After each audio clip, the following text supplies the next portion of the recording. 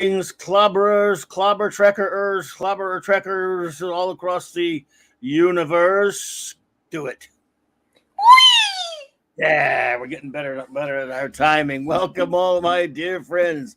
It is so great to see you all here popping in tonight. I'm trying to get all the names written down. Welcome to Clobberin Times, Saturday Night Star Trek number 71.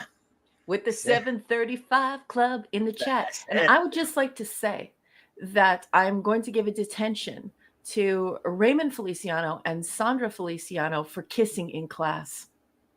Oh, did they do that? How dare you? They're kissing in class. Oh, my. You thought passing notes was bad. Oh, well, because they are married. They should get a pass for that. They are adorable, but no kissing on the bridge. Well, no, maybe there is kissing on the bridge. Maybe that might be my bad. Kiss away, Felicianos. I think it would cause a breakdown of discipline if a lowly lieutenant kissed the starship captain, or I like the blooper, the star of a ship captain on the bridge of a ship. Sandra says, well, at least it's just kissing. Yes. Well, let's see here.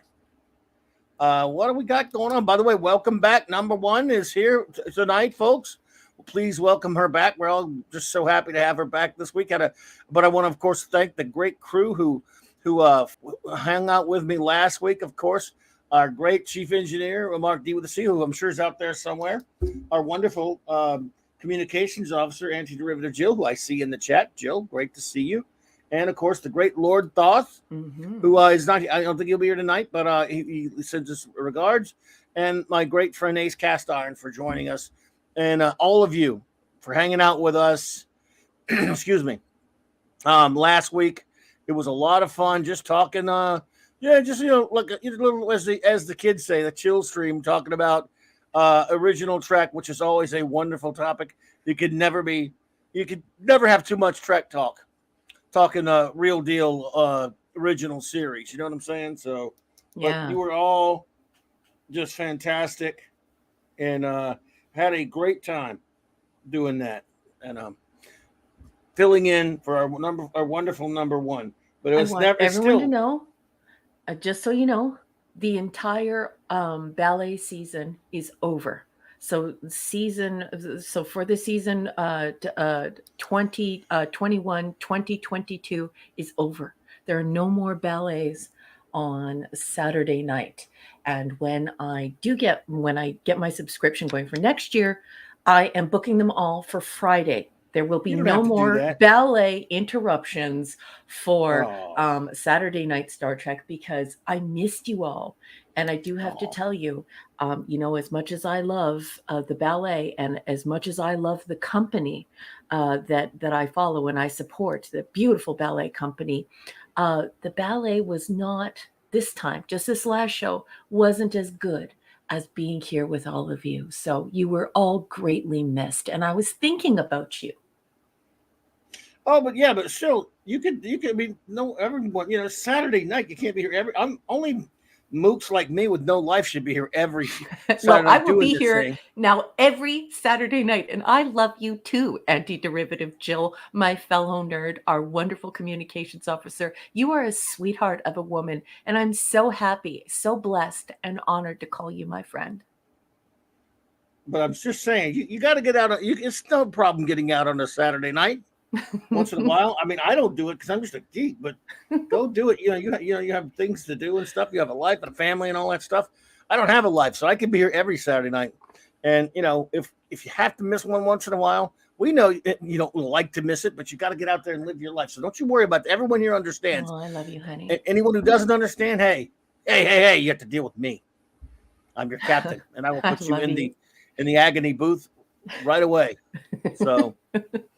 Oh, and for everyone who watched Clubby's Clubhouse on Thursday, apparently some weird stuff went on with YouTube. I want you to know that the show that they pulled just this last Thursday has been put back up.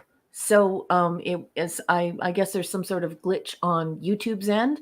There was nothing wrong with our video, and you can watch it now. So if you miss Clobby's Clubhouse on the replay due to it being blacked out, please know it is available again. It was a lot of fun. Right over, just tad over the 4-hour mark, and we had a lot of fun doing it. And then we find out it gets like a lot of videos that night. It got restricted by YouTube because they had some kind of algorithm screw up. We don't know what it was. We weren't the only ones, and it's certainly annoying for sure.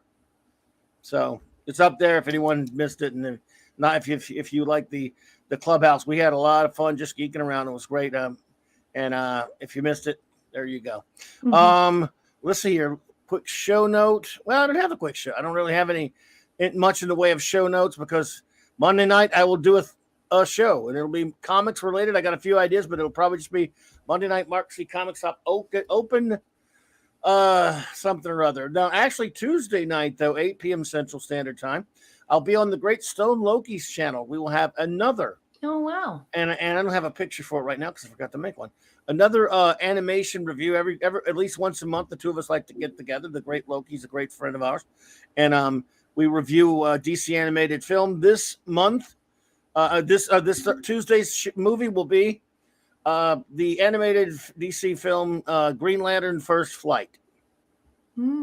So looking forward to that. We love us some Green Lantern. It's a great, It's actually, it's been a while since I watched it. I say it's great. Actually, I think I had some issues with it, but you'll find out, everyone.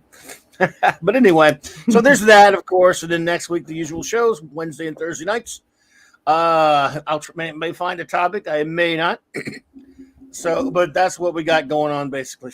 And then, of course, way in advance, I will be hosting a panel for Iconicon 2 last year. Yes, Iconicon was a lot of fun last year. My great retro blasting friends are the ones who put that virtual con on, and there's mostly toys and cartoons and other types of pop culture geekness from the 80s and retro stuff like that. And again, we'll put up a list soon where you can see all their great panels for all the different channels and stuff. But they only had one comics one last year, I think. And I handled that one, and I'll be handling the comics end of it this year. It'll be a panel about toy comics. That's right, comics that came from toys and from in the Bronze Age. It is going to be a lot of fun. It'll be I can't wait to do it. Who's here? Oh man, we got some more friends popped in. I'm trying to get all the names down before Chris came in. Ace Cast Iron is here, and I love it when he gives his rating using the ship's call numbers. Scuba Pete's here. Yeah. Okay. All right. We're about to start saying our hellos. I just wanted to get some of the names written down first. And there we go. Scuba's in the house. Oh, Tyrell's here. Tyrell, all right. Tyrell just walked in the door. See, it's always good that it takes us a few minutes to wait for everyone to get into their seats. Like to wait yes. It's such a smart idea of yours, Clobby, instead of just, jumping off the deep end, because Pleasant Valley Picker is here as well. So many people are coming in. I got a lot of the names. Yeah. I got enough names to get started on this. Now we'll always write in any new ones I see. So, again, of course, I don't know if he's out there now, but I'm sure we'll see him later. Mark D with the CR, great chief engineer. And Jill here is, of course. J-Man had to run, but we love J-Man, and we will. Hey, Pop Culture. Bob's here. Rob. And so is Rob Altis. Yeah, good to see you there. Pop Culture. Well, yep. It's like spoilery stuff because I should have waited for the hellos there. But anyway, we're going to start saying our hellos now. J-Man had to run, but we love the J-Man, so I'm going to give him a shout out, of course. Mr. Angel. Chef. What's up, Chef? Good to see you, Chef. Appreciate you being here.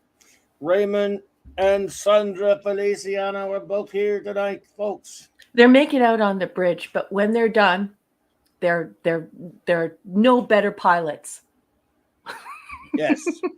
Yes, indeed. Let's say here we go. So all right, let me see if we can get this rolling because we want to make good time tonight, of course, folks. And I'm already slowing things down. The great Eric K is here, the Bronze Red Shirt. He's here and he is making the most delicious supper. Everyone, are you listening to this? Or I should say dinner for you Americans. But this is what he's having for supper. He just cut up some tri-tip, made French dip sandwiches with onions and mushrooms, and of course, au jus. So Clobby's going to have to plug his ears when we say mushrooms because he doesn't like the fungus. But that sounds delicious. And Eric K, I love you. Mwah, mwah. Comic Relief Crusader. What's up, buddy? Good to see you. Thank you for being here. And thank you for that beautiful message that you left before the show began, calling this community the most loving group of people on YouTube.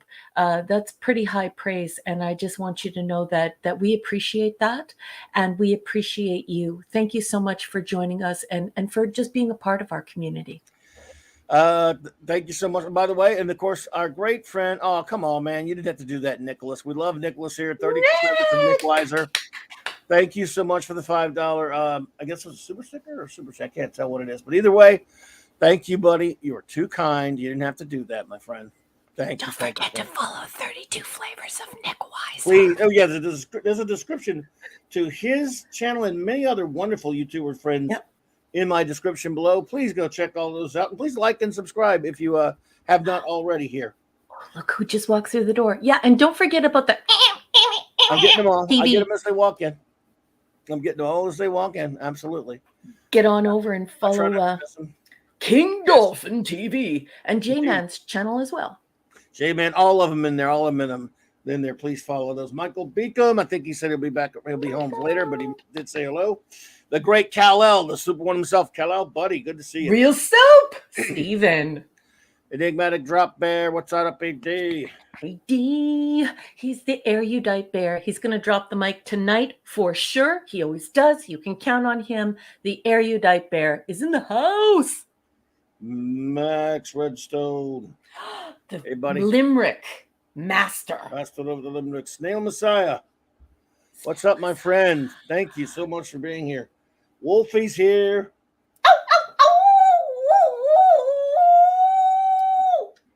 What she said? My ears ringing. No, it's good. Apollo Me's minion. Hey, Apollo Me.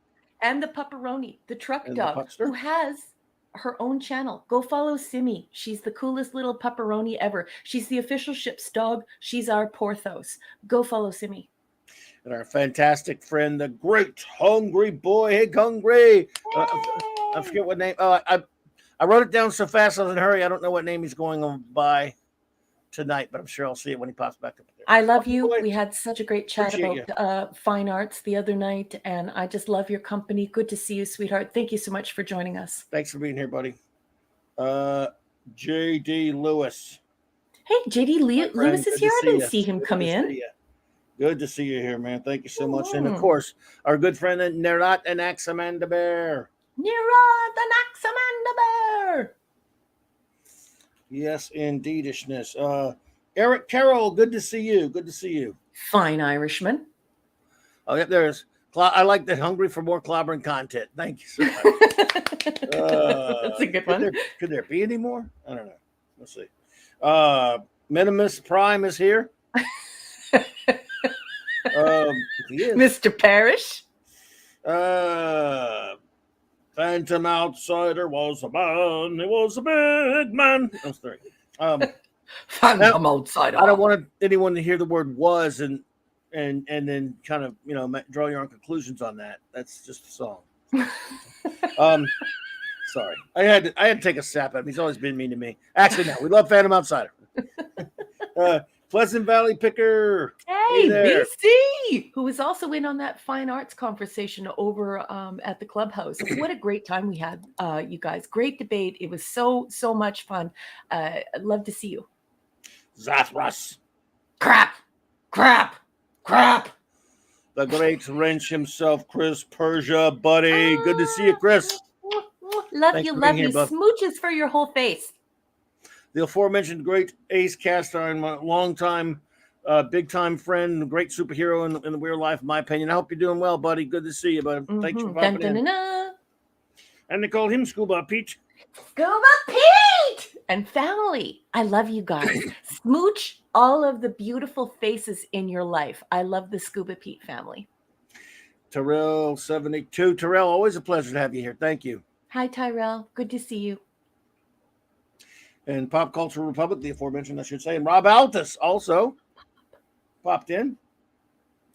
Nice to see you. Oh, Mr. Parrish has said that he is going to be changing his name to Broke Mick. I don't know who my father is. McBostage. Yeah. He said McBastage. McBastage. Well, we'll keep you all posted on that development if it turns out to make that decision. Jobber Buddy, Just Joe, 47. Good to see you there, brother. And Scotty R37. Hello there, Scotty. Thank you for popping in. It's good to see you. Welcome aboard. I hope I did not miss anyone. That's the end of my list that I have here. I'll always, when I see someone pop in, I always add and try to get a shout out to them when we can. So, but if I missed anyone, raise your hand. I mean, I think I got everybody. So anyway, we're gonna get on rolling here. Rolling. Is what she said, and we're gonna get started. Basically, what we do here. And by the way, also, I'm always remiss in this, and I need to learn. Need to do better. Anyone who happens to be listening to this on a rerun, or if you're lurking, and which is also wonderful, we appreciate that. Thank you so much for being here, and I hope you will. If you haven't done already, please like and subscribe. I'm always bad about people because I see all these other channels for years. They always make sure they get that message. Please like and subscribe. I never do it. I always forget about it. I figure if you're just gonna, I'm told you're supposed to do that. I just figure you're gonna either do it or you're not. But although I've watched streams before where I forgot to click the like when I meant to, and I go, oh, I left the stream already. It's over. I was gonna hit a like on that now. So it's happened to me. The great Maddie's daddy's here, Steve Mitchum. Hey, Steve Mitchum. That's Thor in Vegas. That's it. So if you're new to the show, or even if you're not, what we usually do here is we review tonight. There will be 4 episodes reviewing all of real Star Trek, 66 through 05, only the real deal. And we've reviewed the original series, the animated series, original crew films, and now we are on Star Trek: The Next Generation in season 7. Just getting started in season 7, and let's see here. Make sure to get an important. Yeah, I got an important message from a secret sort from Section 31 that I needed to know. Thank you, Section.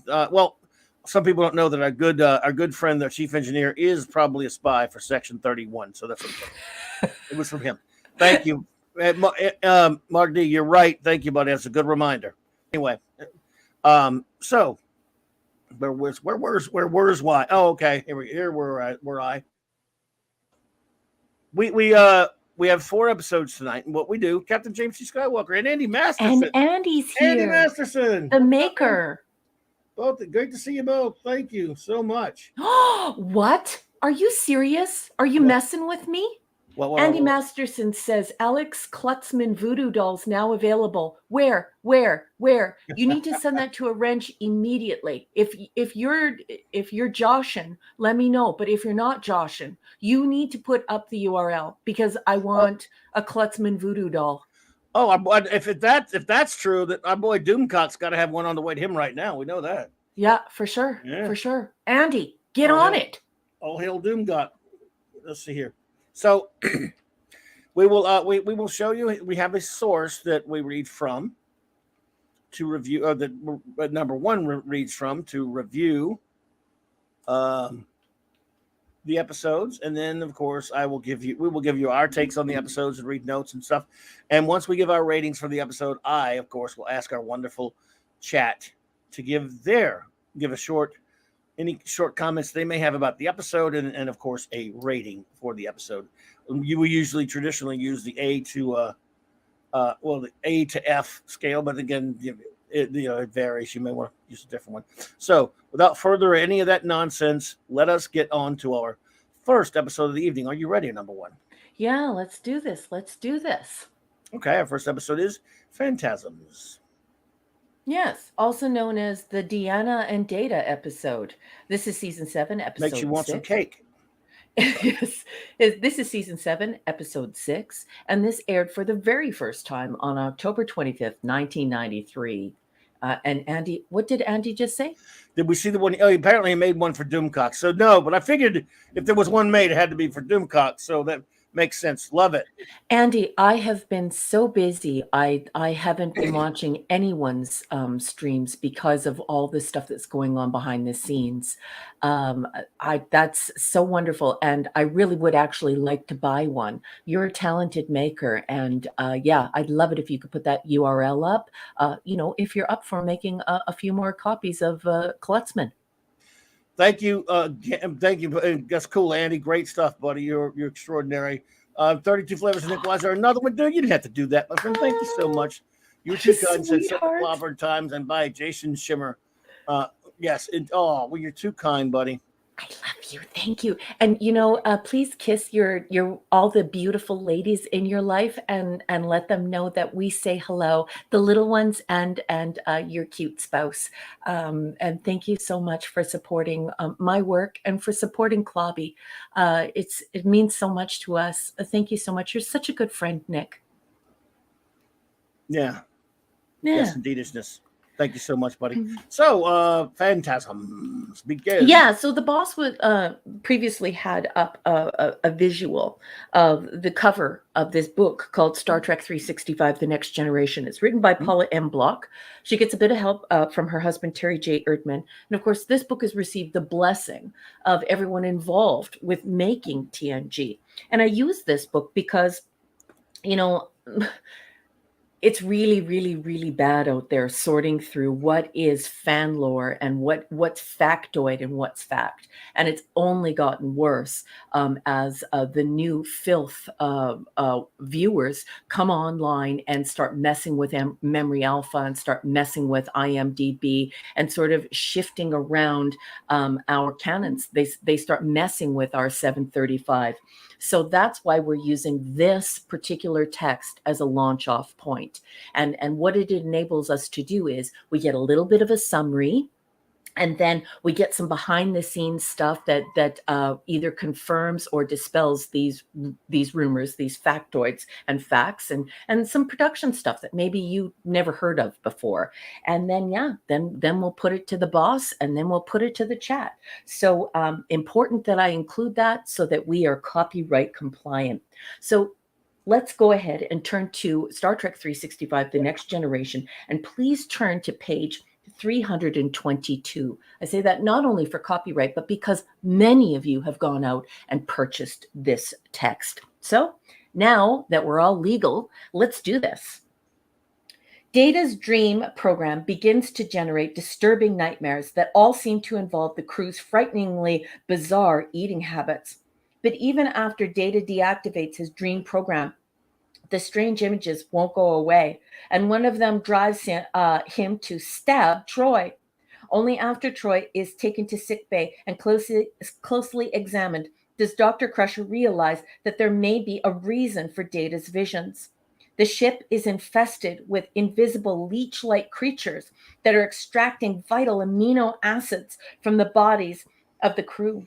But how can they rid the entire ship of parasites that no one can see or feel? And then just so everyone knows, I do read extemporaneously from this text. And the reason being is Clobby and I wanted the show to be as organic as possible. So I don't pre-read, and we also don't discuss these episodes prior. So on page 322, it looks as though there is some script involved. So let's get to that. Everyone remembers Troy as the cake, Brannon Braga relates proudly. Indeed, how could TNG viewers ever forget the cake scene? And here it is. Lying on her back on the tabletop, she is staring up at Data with a frightened expression on her face. Her legs are gone, and her torso is a giant cake made to look exactly like her real torso, blue uniform and all. A piece has already been cut out of her chest, where the communication pin usually is. So that's obviously a teleplay description directly from the teleplay for this episode. Oh, yeah, yeah. And then it continues. Yes, the sequence owes a lot to the iconic 1985 music video for Tom Petty's song Yes, "Don't Come Around Here No it More." sure does. It definitely borrowed. But that was on MTV, a destination where surrealistic visuals inspired by mind-altering substances was far more commonplace. Brannon Braga pushed for the sequence, which caused a bit of consternation in those crew members charged with bringing it to life. I remember sitting in the production meeting with this team of 50 people, Braga says. 50 people. Ugh. Imagine Jesus. 50 people just to make one story. Braga Oh my says, God. and with all this stuff we had done with aliens and alien worlds and flying starships, all this weird stuff, they couldn't figure out how to make Troy into a cake. There was this long discussion about how we are going to do this. And I'm like, guys, it's an old Wow. magic trick.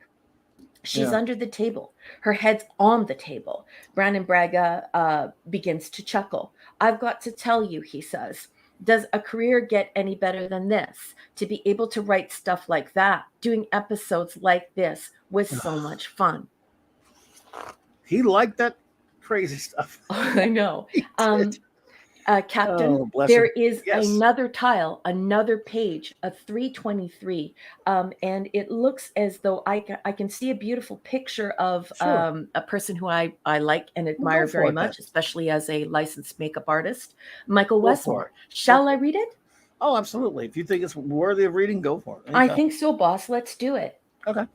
In the 1939 classic film The Wizard of Oz, the Tin Man finds the Scarecrow with portions of his straw body strewn throughout the woods by flying monkeys.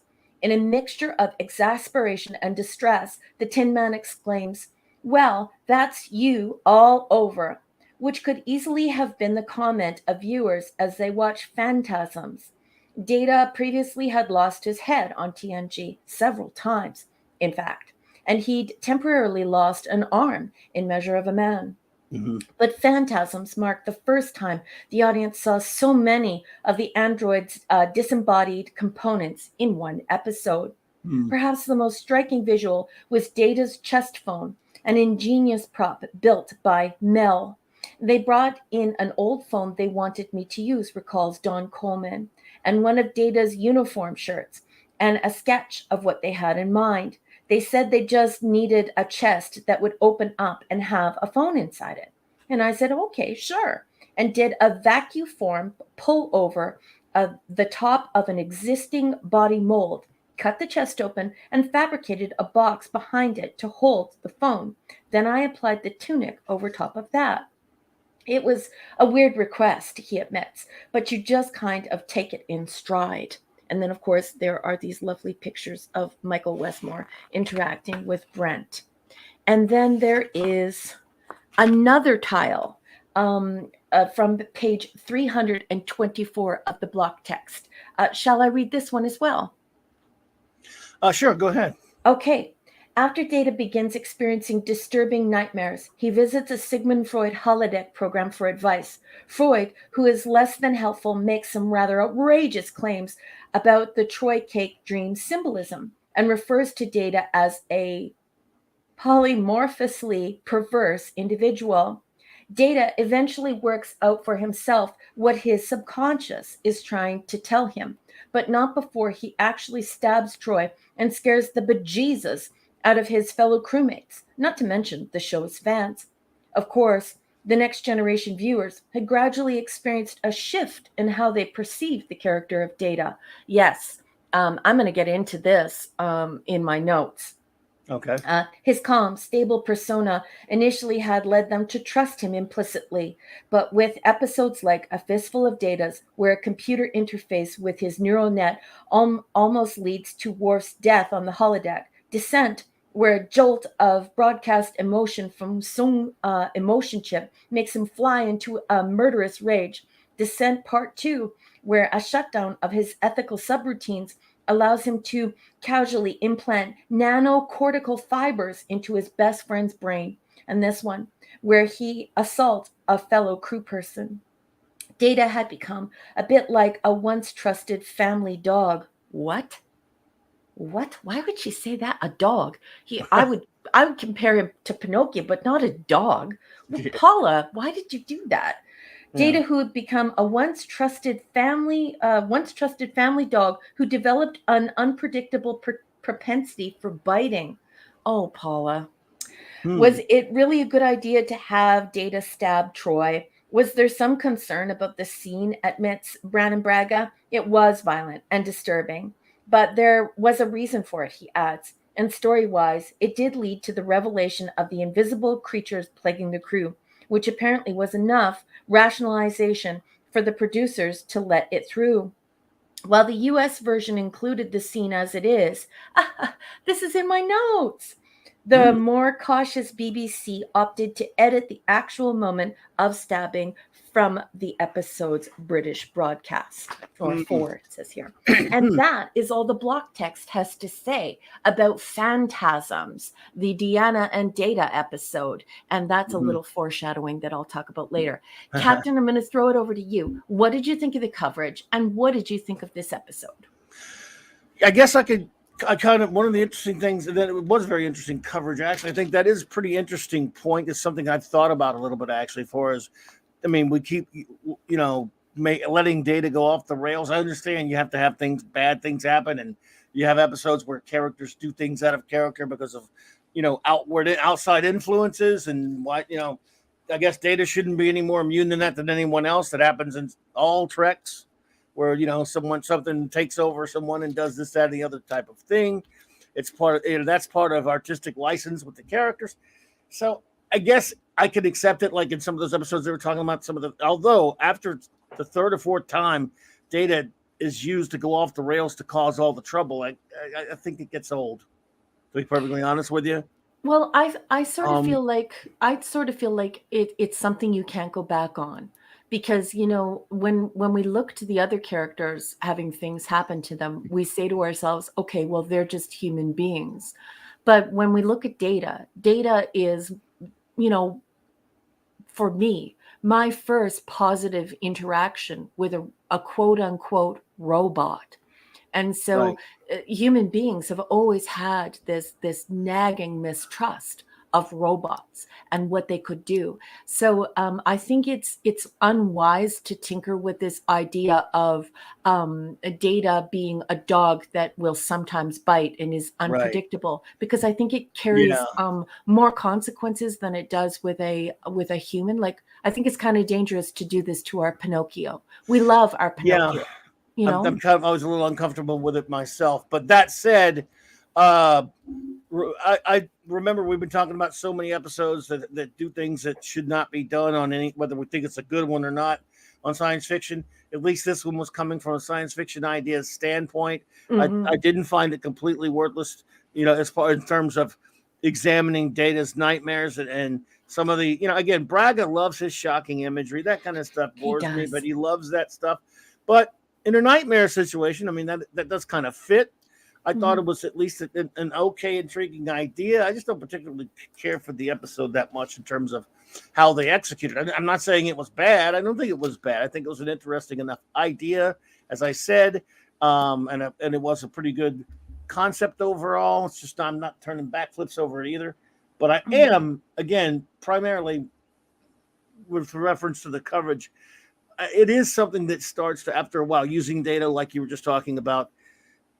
I'm not that happy about it. I'm not big on that at all. Let's put it like that. It always kind of drags an episode down, in my opinion, that they've, maybe just because they've abused it. Maybe, if it's been once in a while, maybe, but it's been done a lot. Maybe it's been overdone. Yeah, and I think it's catastrophic to the relationship the audience has with this quote unquote, and I'm using this rough word on purpose, this robot, because of course Gene Roddenberry's idea was that it wasn't like this at all. What was the guy's name from Aliens? It's been so long since I've watched it. Bishop, yeah.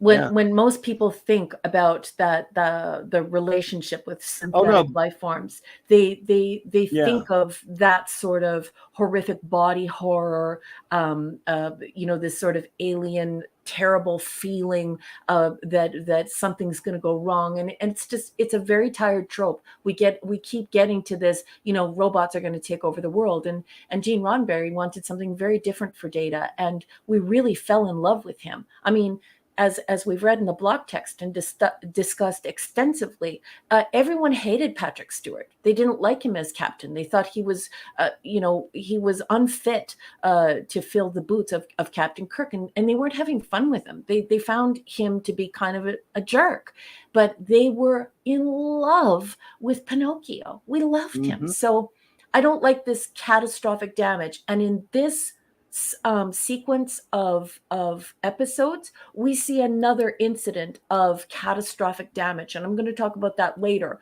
But this, I think, is a dumb place to go for Brannon Braga to write this. I think it's dumb, and I think it can't be taken back. James Caserta, hello there, welcome. Hello. Yeah, absolutely. I'm with you there. Like I said, at least. Again, I guess because this show has had so many episodes in the past year, especially that were Murders, She Wrote, and all this other kind of silly drama stuff. This is an attempt to do an interesting science fiction story, but they didn't really, sell that well for me personally. And again, messing with Data. I know he's a character and he's got to have his flaws too. And I just don't, I don't know. I mean, it was his dreams. Maybe if it may not have been so bad if you had eliminated, as much as we'd all like to see Troy get stabbed, the stabbing scene was too much. Yeah. The cake, that's different. That's a dream sequence. But that was silly shot crap from Brendan Braga. He loves that shit. But the stabbing thing was a bit too much. Yeah. Because it breaks down that relationship. And he's dangerous. You're scared of him. Yeah, and at that point we were all cheering for him. We all want, this idea that technology doesn't have to be scary, that we can be smart enough and kind enough to create something like Data, and that's very hopeful. Right. And so that I think it like I said, it's a terrible thing. It's almost like a slander or a defamation of his character, and I think it was totally unnecessary. Could you imagine how cool it would have been if they would have done a full body cake, and when he cut out her, we would have witnessed her communicator being cut out, and she screams, or him cutting out the bug side on the right, which would be her left and her right and our left. That I think could have been all the body horror we needed. And we would not have lost trust in our beautiful Pinocchio, because he's not Bishop. He's Pinocchio. Yep, he's Pinocchio. And I was saying Bishop, but that's from Aliens. I forget the name of the one in the first one, on the Nostromo, played by Ian Holm. I forget that android's there. That synthetic person's name. So maybe I'm referring to Lance Henriksen from Aliens. Because the original one, like I'm a nerd. Forget that one's name. I don't rewatch movies like a lot of folks, like a lot of geeks do. So I don't know all these. I have to look this stuff up. Thank you, Ash. Right. Yeah. That's Ian Holm played him in Alien. I always default to Aliens. I'm sorry, everyone, but hey, let me tell you something. I've always said this. If you don't know something around here, or if one of us doesn't know something around here, it's in that level of geek knowledge. It's in that chat right there that I have right next to me. Yes. If I can't remember it, you can't remember it, or whomever, this chat will have it. Yeah. Thanks, guys. For sure. Played by Ian Holm. I remember that much. Yeah. Wasn't it Ian Holm? Did I get that right, Hungry Boy? Make sure. Yeah. Anyway, so notes. So some of my notes are overlapping, like I tried to explain earlier. Claudia and I do not rehearse any of this stuff. We don't pre-read anything. We don't discuss. We want to keep it organic. So some of it is overlap, folks. This was directed by Poopy Stew. And I think it's important to point that out, because in my notes, I sort of taken to task for a few of the things that he's done as far as directing this episode go. Churro, hey. Hello, Churro. Welcome, Churro.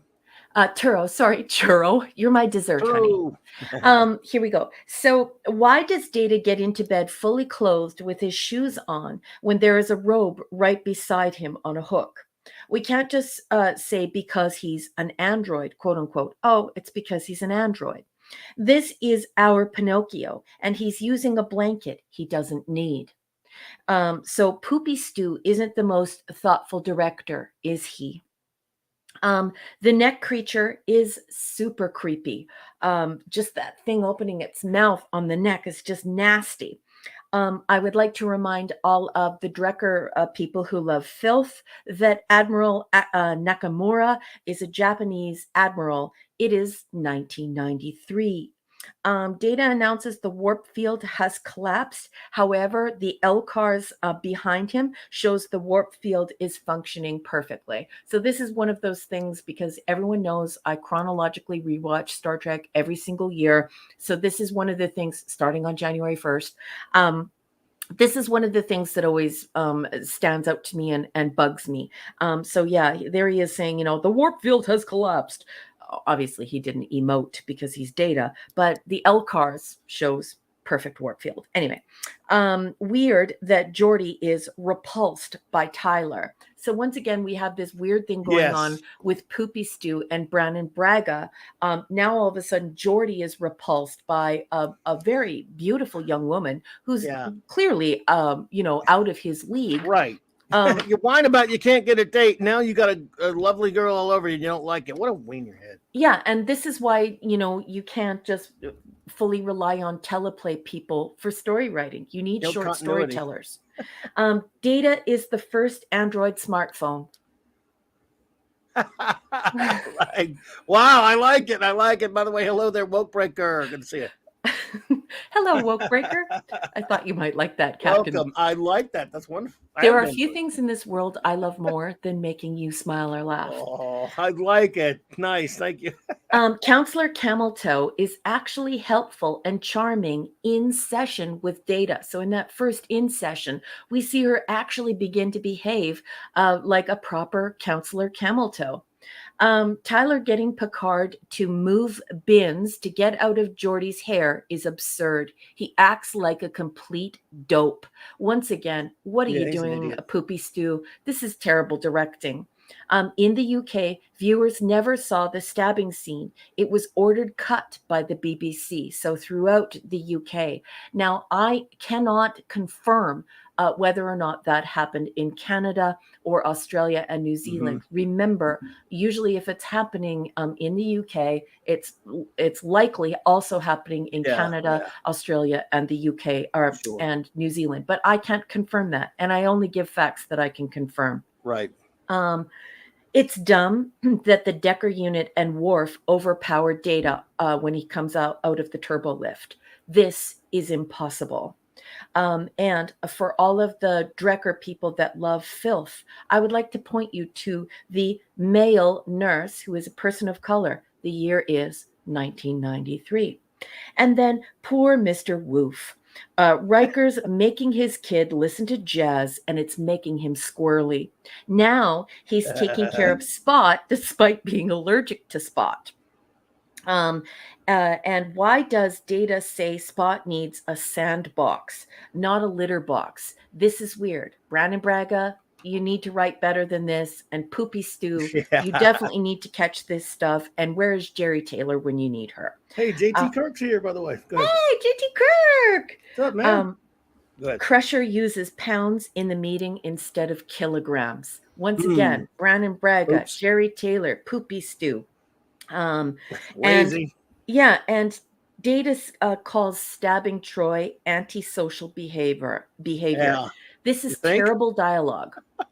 This is just dumb. Yeah. What are you doing, Brannon Braga? What are you doing, Jerry Taylor? What are you doing, Poopy Stew?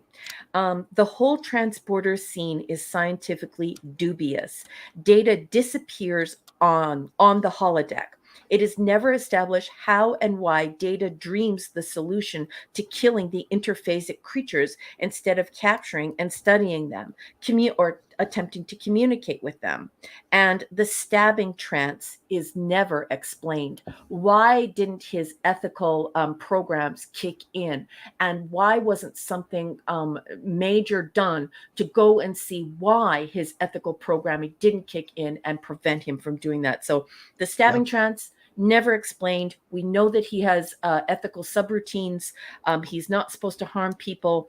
And the what they do with the interphasic creatures, I think, is dumb, dumb, dumb. So those are my notes, boss.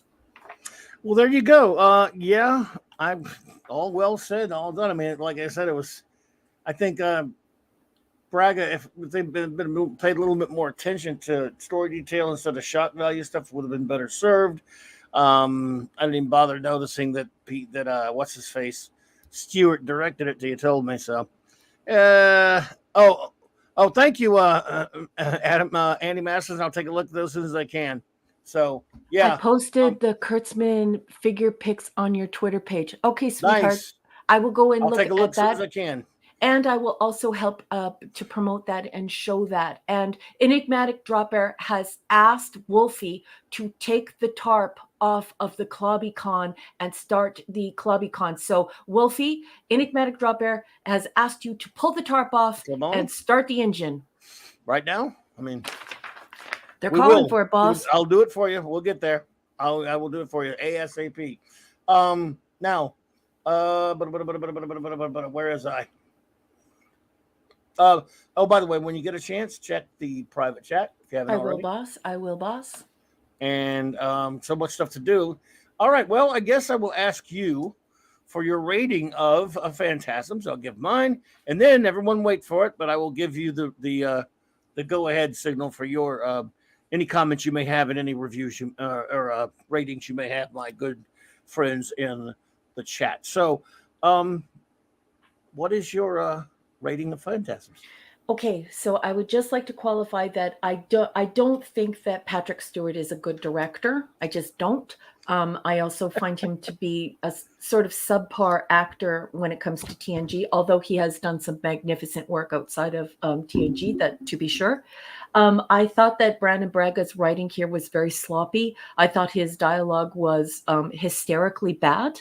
And offensive almost, and not on a way of, oh, I'm offended. No, not like that. I mean, as an author myself and as a professional writer and editor, I just find it weird that there were so many people working together on this and they managed to poop the bed so bad. Why? Like, talk to one another. Like, if you say something stupid to someone on set, shouldn't you say, wow, that's really stupid, we should change that line? So it's a C-, boss. It's a C-. I think I had it as a, whoa, I did. I just checked. I forgot where I wrote it. But yeah, I also have it as a C-.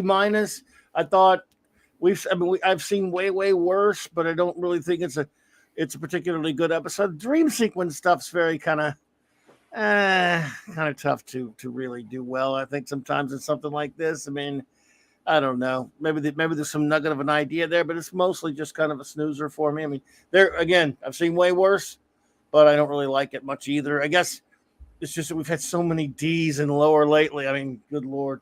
So now, everyone, what we will do is I will ask my good friends, the word is given, give your rating and any words you may have to say about the episode. Please begin now. And my number one will save those, and in a second I will start reading them. But first, how about a little Max Redstone entertainment? Who would like some of that? Yes, and sorry, the chat just jumped. That's why Eric popped up there. Yeah, go ahead. I'm sorry, Club. Go ahead. Okay. What happened?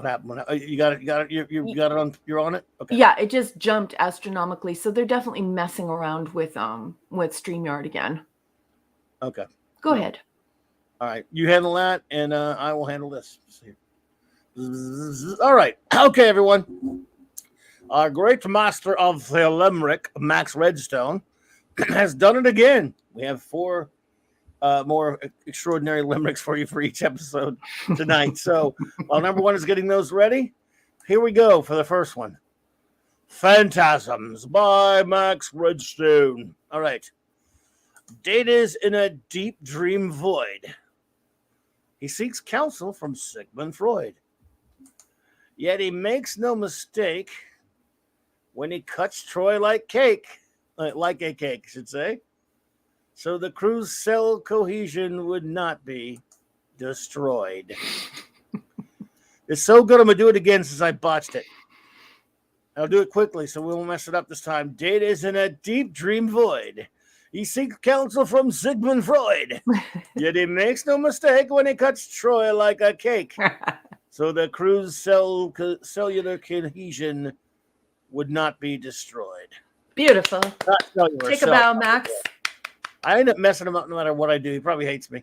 Yeah, but you know, it's hard to cold read, right? Like even when I was teaching broadcasting, I explained to people, you know, that even folks who write the news, when they're reading off the teleprompter, they wrote that news. When you are reading something and you have never read it before, even like at a glance, it's difficult to read, especially when there are so many different writing styles and so many different languages and different vocabulary. I think you're wonderful, Captain. Don't worry about it. We are about, we got a passel of them here. So, yeah, and did you see that comment that Eric started us off with, but it wasn't a part of his rating? I love how he went after the corporation here, and he's hit the nail right on the head. He says, you know, too many cooks sometimes spoil the whole meal. And yeah, I totally agree. This is this corporate writing, Eric, and I'm not a fan of it. And I know Eric isn't either. I tell you all the time about those conversations I had when we watched the episodes originally in the 80s, when we would talk after in the 90s, when we would talk after an episode. And I can't tell you how many times one of the things I would say to my friend is, look at all these names on the writing credit. There's like 50 people. It's not 50. I didn't really put 50 up there, but a ton of all these names. My God, it takes that many idiots to write. And then you watch the episode like, wow, 20 people wrote this thing or whatever it is. Well, okay, sure. Yeah. Anyway. I mean, you guys maybe need about 35 more. Yeah. I don't know. Anyway, here we go. The Great Ace Cast Iron. Good to see you there, brother. He says NCC 1701 D. Don't blame me one bit, buddy. Rob Altus says C- is my feeling too. Thank you, Rob. Appreciate you, sir. JT Kirk. It's always good to see you, my friend. 8 curly hairs in your slice of Troy cake. Oh, dude. Out of 10. Wow, dude. I love you, JT. Dude. Dream exploration episodes and data growth episodes always strike a chord with me. Not perfect. But sometimes a decent episode is just a decent episode. So that's cool. Okay. Hey, high rating. A high rating indeed. Like I said, I didn't really trash it either. You know, I'm there. Eric Carroll says C+. The idea of eating Troy makes this a guilty pleasure for me. You bad person, you. Oh, he's a fine Irishman. Yeah, you say she's a tasty little cake, eh? Yeah, she looked good as a cake. Exactly what Eric Carroll meant, boss man. But look, I mean, you know, I can't blame you there. I mean, she may be whatever she looks, however she conducts herself. She was not a bad-looking woman back then. Yeah. Max Redstone says C+. This episode demonstrates how story and character can become overwhelmed by whimsical and eccentric plot devices if both sides are not properly balanced. This episode isn't well balanced. That's a good point. Let me find your number 2. The Comic Relief Crusader just said she's not cake. She's a tart, to be exact. And then went, somebody had to say it. This episode feels about as satisfying as the hangover after a 2-day-long drinking binge. The only curative for me is to go watch the Tom Baker Doctor Who serial, Robots of Death. I love that episode by Chris Boucher, one of the Great Blake 7 writer, one of the Great Blake 7 writers. Very good choice there. And yes, Robots of Death is an excellent episode, by the way. I call him Scuba. Pete says C-. Oh my God, I can't sing like Bryan Adams or I don't know. I don't think anyone Cuts like a knife, but it feels so right. This episode was like a bad store-bought cake that looks on the outside delicious, but inside just dry and flavorless. Wow, that's a good one. That is a very clever and good review. Well done. Churro says, no comments really, just listening while I make myself some grilled cheese with bacon sandwiches. See, That's what I should have done. I made some crappy grilled sea sandwiches last night, but with no bacon. That's a good idea, Turo. I just should have thought of that. I think I had some too, and I dropped the ball there. But next time, I'm going to copy you. I think I'm going to have that as soon as we're done the show, because Good I job. had Arby's today and I found it very unsatisfying. So Yikes. I'm inspired. I'll have some. I'll probably have some. After this, I'll probably have some more jambalaya of leftovers that I have left. But other than that, I had a mama breakfast today, and it's killing me. Ugh. Anyway, Hungry Boy says F. This episode, no, F. F. If an episode could have shins, I'd be kicking. It'd be kicking time. Braga and Schutz trying to be creepy is like Wesley trying to be macho. A retitle is the Clubboni stain. Well, just for you, my friends, and of course, you invented it. There you go. But it's an extra bonus. This is for all of you. I mean, some of you liked the episode, and that's fine, but some of you did request the Clubboni. They did. So, hey, we're here to serve. Crap.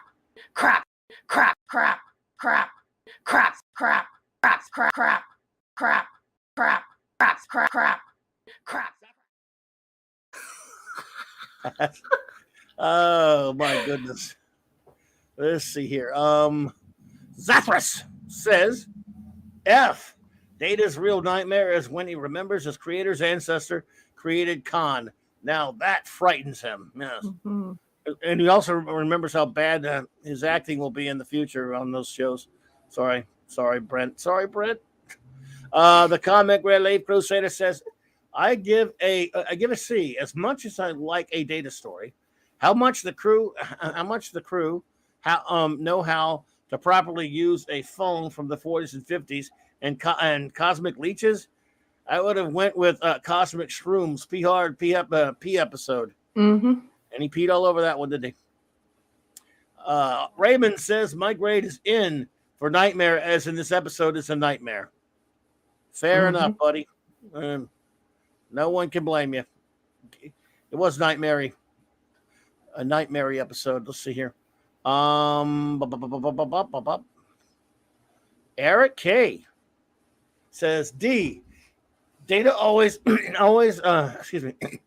gets hacked or has problems. Amino acids missing. Give them a pill or a shot till you get rid of it. Mm-hmm. Sometimes a cigar is not a cigar. It is a phallic symbol. Data wanted to impale CCT. I love you, Eric K.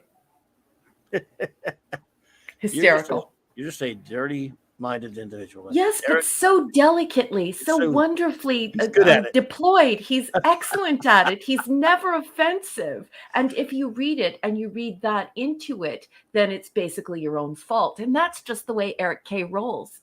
He's smooth, baby. I just had to take a shot at him because he's always picking on me, being mean to me. So why can't I be mean to him sometimes? Well, you did own the comic book shop, right? You don't start him up. Thank you. All right. You two. Eric, Raquel, Agony Booth.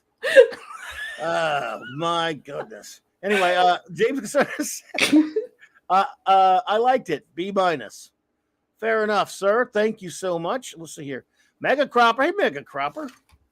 I didn't know you were here. Always lurking in there. Good to see you, Mega. I thought it was better to just star the newcomers so that you could add them to our friend list. Oh, okay. So we could shout them out later instead of just saying, hey, guess who walked in? So there are a couple of folks who just joined us, and I think there are about 4 coming your way, boss. Mega Cropper. I love it when you do that. You think on your feet there. I may have to rescind your trip to the Agony Booth after all.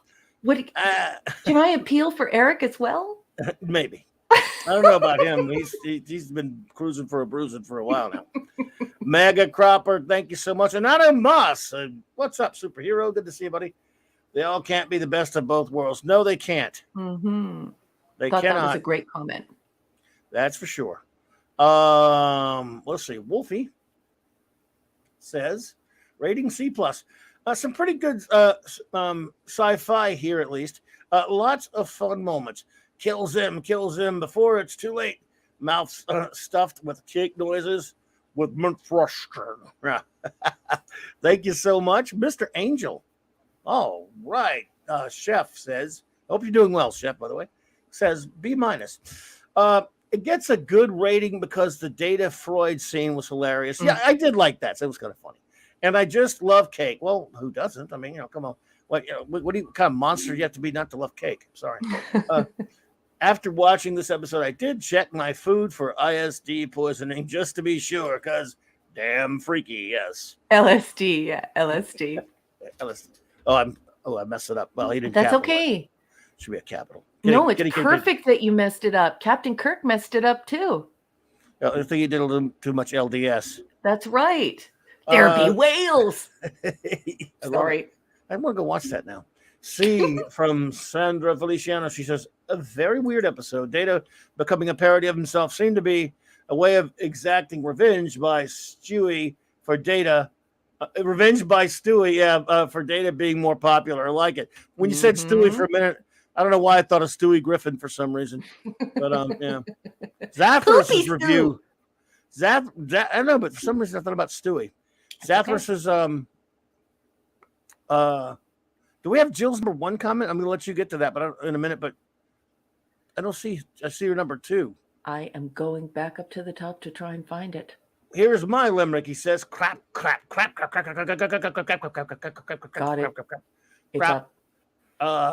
Crap, you get the point. Thank you, Zathras. Your reviews are brilliant, sir. Zathras, just for you. Crap, crap, crap, crap, crap, crap. James Caserta adds, I like the solipsistic, surrealistic element. Thank you. I understand. You like the moodiness of it all. Frantamont Schroeder says, C. Well, I like Data and Worf. The rest seem unnecessary. The adventures of Data and Worf and Spot would have been a better TV than this episode. I'm with you there, sir. And again, the Geordie thing is something I meant to mention and forgot, so I'm glad you mentioned it earlier. He's finally got a lovely young lady after him, and he's acting like a putz. Yeah, it doesn't make any sense, and that's just really, really crappy, crappy writing. Like you're the Fonz all of a sudden, Geordie. Come on. Yeah, The Randanax Amanda Bear, hey there, says I give it a B minus. This was a weird episode. I think as time goes on in a successful series, they eventually just jump the shark. Yeah, that's true. Speaking of Fonzie, huh? Most of them would rather be out on the boat or whatever at this point.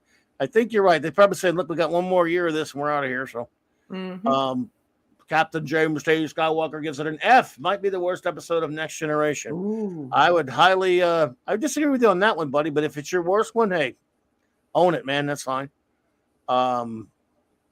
Interesting you should say that. Wendy Webb. Oh, my goodness. I did not know you were here, Wendy Webb. It is wonderful to see you. There's one of those folks who I starred so that we didn't have to interrupt you, but you could add her to our hello list. Absolutely. Well, she gives it a C minus. The third time I watched this episode, I was drunk and it was easier to watch. Fair enough. She gets the same rating we gave it. Oh my goodness, Mr. Tickle Trunk is here. Yes. Add him to that list. Tickle Trunk. Yep, I am. I'm adding him to the list right now. You better believe it. It's good to see you, man. And oh my goodness, I'm so happy. Yeah. Katie Carr. Yay! Katie, always does my heart so good to see you here, my dear. And we have a brand new person in that little list that I put in your starred column. Okay. I don't see him. Let's see. Oh, Boosh. Hey, Boosh McFadden. Yeah, I know Boosh. Hello, Boosh. Good to see you. And guess who did a sporking raid from Scotty? Keely? Keely's here. Hey, Keely, child, roll tide. And this time a sincere roll tide to you because I'm glad to see you. Nice to see you, sir. Thank you for dropping in. And shout out to Scotty at Sporking News Podcast. Great friend. Yes, shout out. Yeah, wonderful person. If I could, I would shout him out. I would give him a raid sometimes, but obviously his show's before mine, so I can't do it. But big shout out to the great Scotty of the great Sporking News Podcast. Scotty has to be in bed early. He has kids. Yes, he's a busy man, I understand. Kal-El says C-. While this episode explores an interesting sci-fi concept, its execution leaves something to be desired. Data having the potential to be a danger to everyone on the ship is overused. That's always been a concern of mine a lot over the past couple of seasons. As one would think that Lore fulfills that role. Yeah, exactly. Let Lore do all the baddie stuff. The stabbing scene with Data and Troy made no sense whatsoever, as his ethical subroutines should have kicked in. Good one. Still, this episode wasn't the worst one of the season, agreed, or even the series, but it certainly is not TNG at its finest.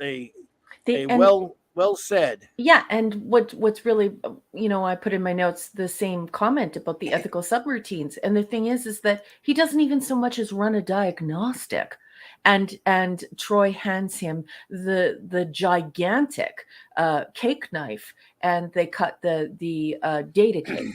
It's just, why wouldn't she have trauma? And why didn't they look at his ethical subroutines? Why didn't they, ask him to run a diagnostic on himself? It's just dumb. And now, number one, if you will switch over to the Stard and take care of our wonderful friends in Enigmatic Drop Bear. And Jill, I will switch with you and start watching the other side. How's that? Okay, let's do it. First is my erudite bear, Enigmatic Drop Bear from Down Under. He is a very clever bear, and he is constantly dropping the mic around here. He's got a 4-parter. He's giving this episode a C-. He says, the episode title is apt. A fantasy masquerading as a science fiction story. 2 of 4. The parasites were feeding on the crew's cellular peptides, their bodies soon to lose cellular cohesion. So their cell cytoskeletons were degrading, yet they were unbelievably asymptomatic. Yeah, it's like Enigmatic Drop Bear. Sometimes it's like you watch the episode and it's like we're in the same room together. The things you say, it's so annoying. And then 3 of 4. And why should Data only perceive the so-called interphasic organisms only in his dream program? That also seemed ridiculous. Yep, I totally agree. I thought it was dumb, and it made me so that I couldn't even concentrate on the episode. And 4 of 4. The most interesting part of this episode was the Enterprise D's new warp core. Unfortunately, we did not get to see what it could do or what advantage it had over the old warp core. Yeah, this is just it. And I absolutely love your comments. Thank you for the beautiful note and for taking the time to do that, Edie. Just exceptional. Yeah. Thank you, and sir. We could have gone lower with that rating, all 3 of us, all because, it's, if you think about it even more, now that he says that, it's like they had those interesting ideas, but they decided to go for shock value for the episode, Mr. Stewie and Mr. Braga. So, yeah. Okay, Jill has a lot of feelings about this.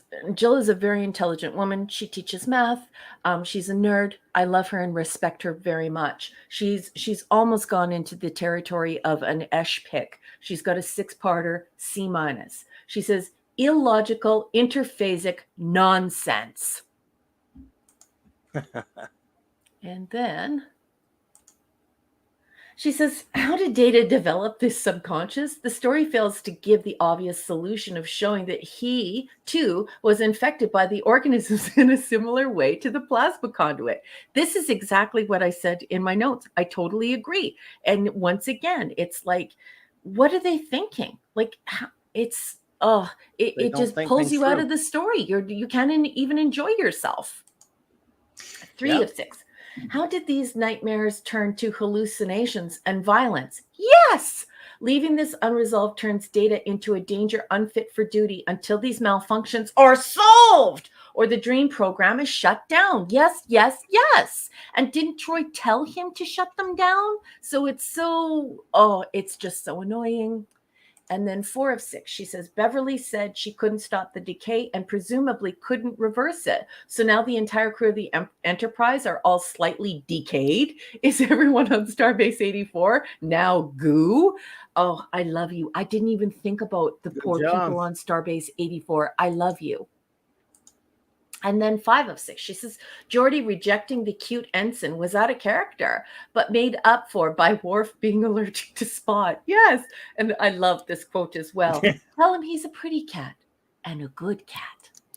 And then 6 of 6, she's going to finish up with what was with Picard's ineffectual interaction with the Admiral and his sudden, very unleadership-like penchant for irritating his engineering staff. I know it was so out of character. And he enjoys this kind of stuff personally. He enjoys this sort of goofy, dopey stuff. But what he doesn't realize is if we believe that Picard is a dope and he's also stiff and unable to trust his staff and is unable to make any connections with people, we're irritated by him.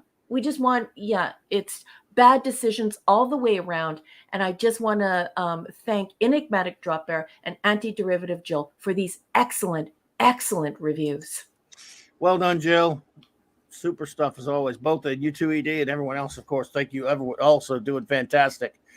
Let's switch places here, and we've got our friend Pleasant Valley Picker. Hello. Says C-, not the worst, but far from good. Data stabbing Troy violates Asimov's 3 laws of robotics. Good point, and makes no sense.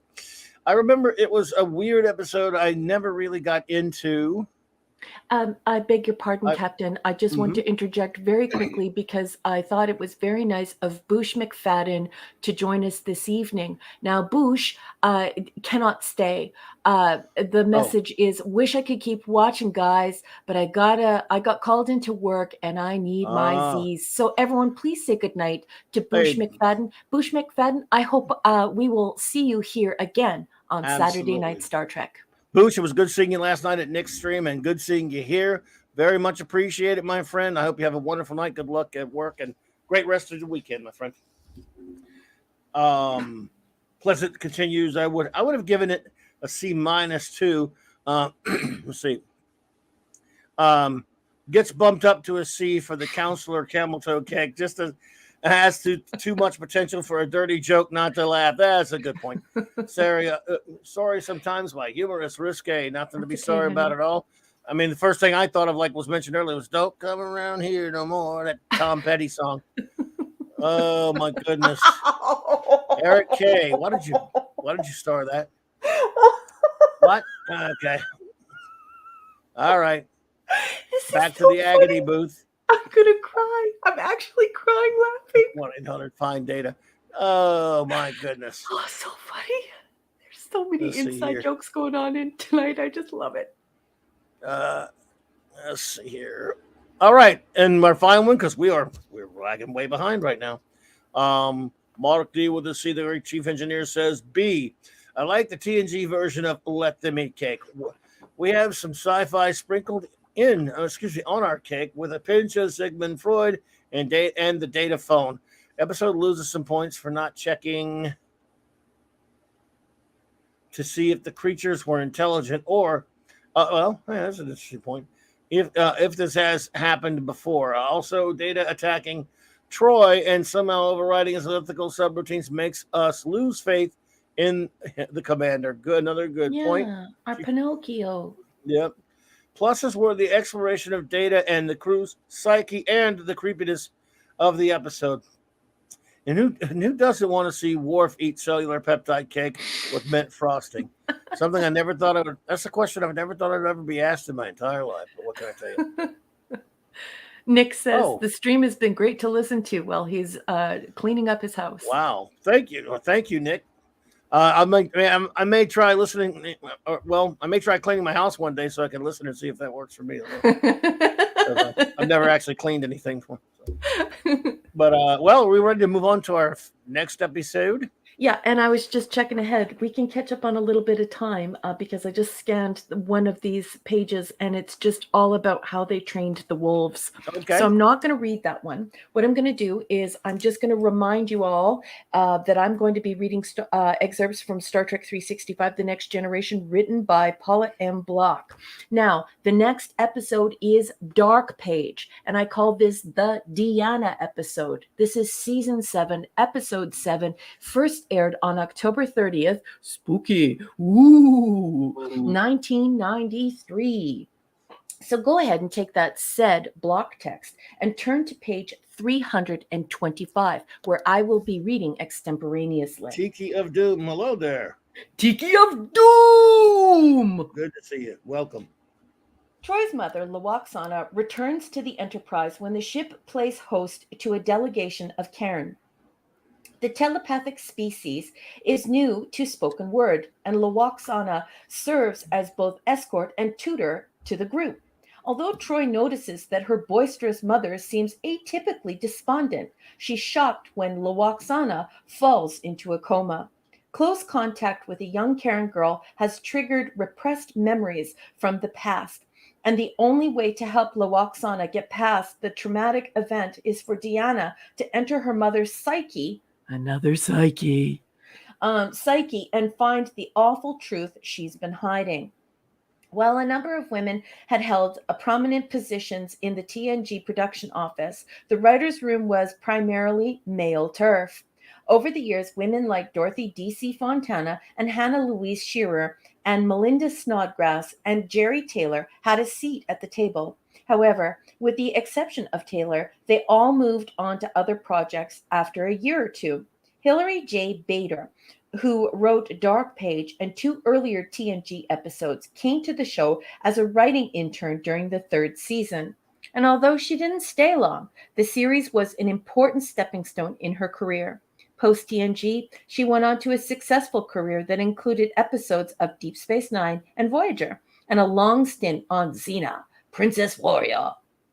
But Bader really made her mark writing for the animated series, the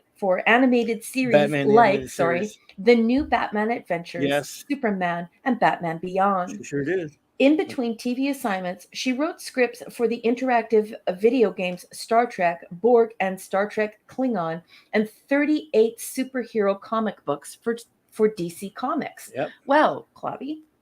I noticed when I was watching it again last night, I said, is that the same Hilary Bader?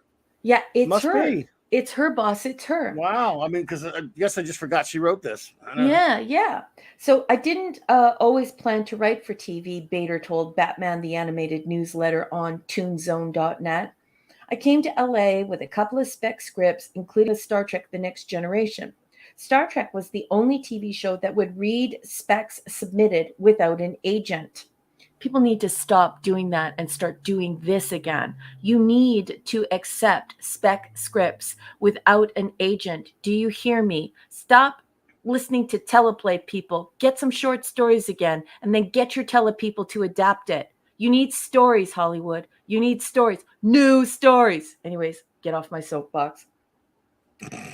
Fortunately, mine was read by the executive producer who called me in to pitch it. On my second pitch, they were interested in one of the stories and asked me if I wanted to be the Writers Guild intern.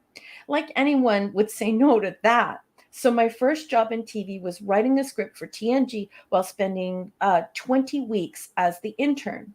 Over the course of a busy dozen years as a professional writer, Bader received 7 nominations. Wow, 7 nominations for Daytime Emmy Award with 2 wins. She passed away in 2002. Yeah. And they don't say why. Was it old age? No. She had some she was sick. I can't remember exactly the whole. Well, I'll put that to Eric K or Chris Persia or one of our wrenches. If you know why, would you please do a little bit of production help on that, if you don't mind?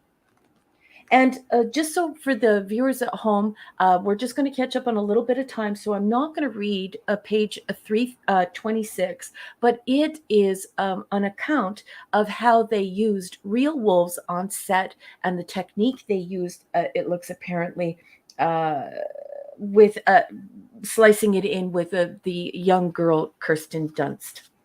Yeah. And that is all the block text has to say about Dark Page. What did you think of the episode, boss? And what did you think of the coverage?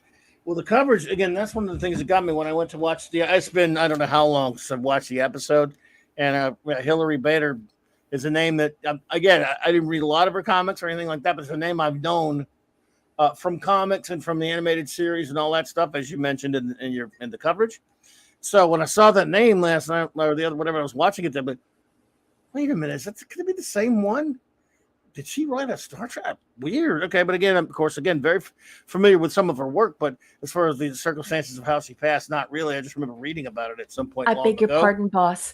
Raymond has stepped forward to do a little bit of prod for us, a little Hillary production. Bader. Hillary J. Bader, Bader. And thank you, Raymond. Right. I'm sorry, boss.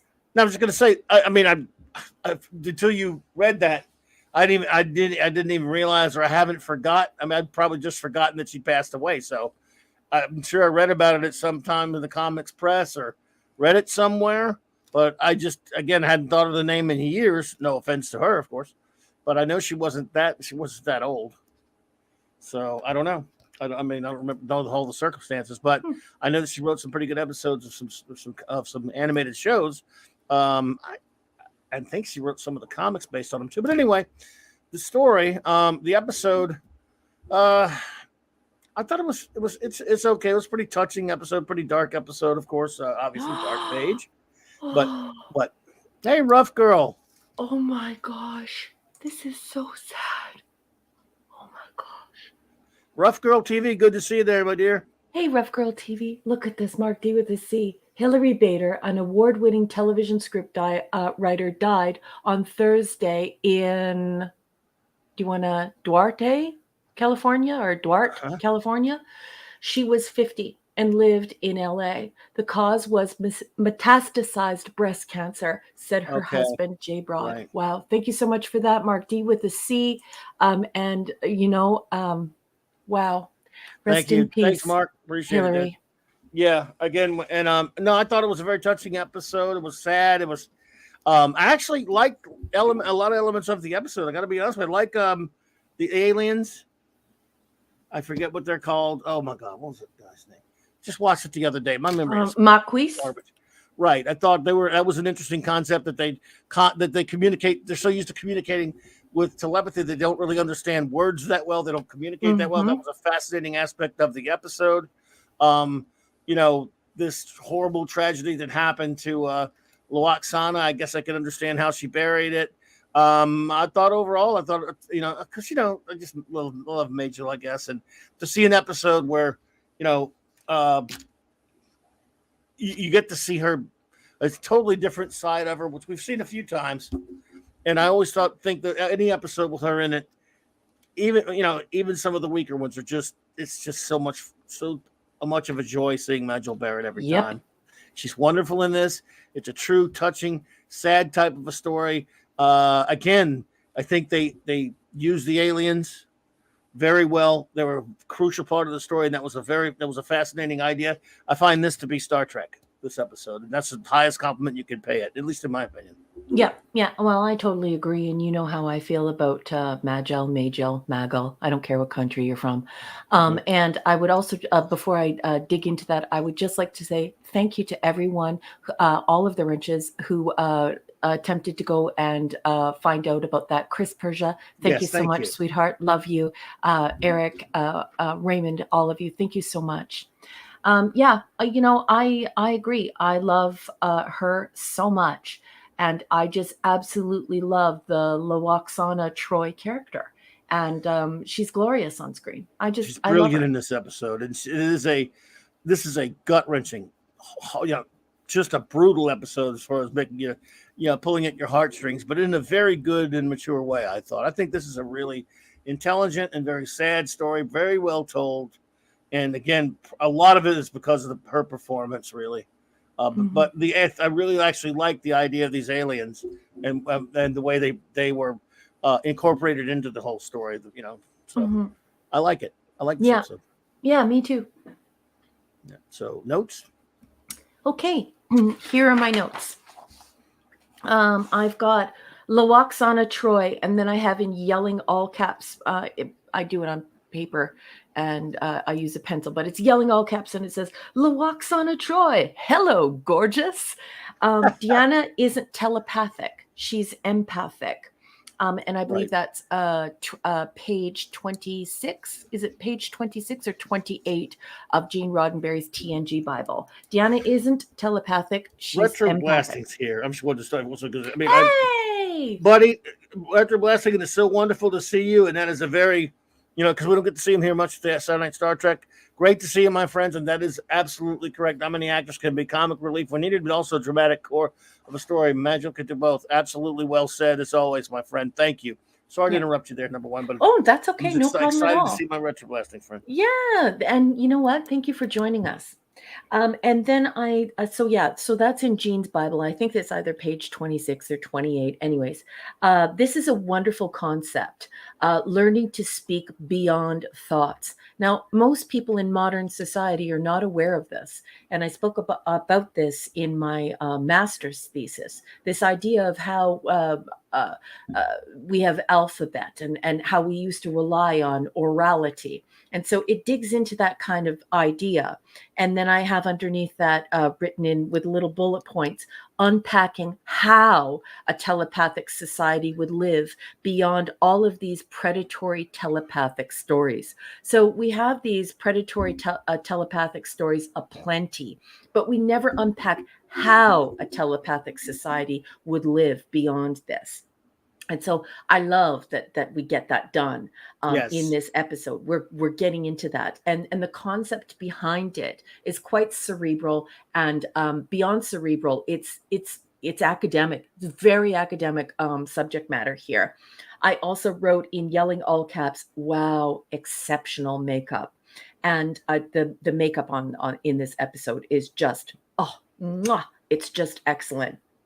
I did have some small criticisms. I'm not sure the collapsed psyche thing works. Was this the best way to flesh out these ideas? More dream stuff. We're on a dream kick now. The writers' room is on 2 a episodes in a row with the dreams. Yeah. More dream stuff that turns the show from sci-fi into drama. And here we have this psychological drama. Right. The journal math appears slipshod. I don't like this journal math. And let me explain why. If Lawaksana deleted files shortly after Deanna was born, how could that be almost 30 years ago?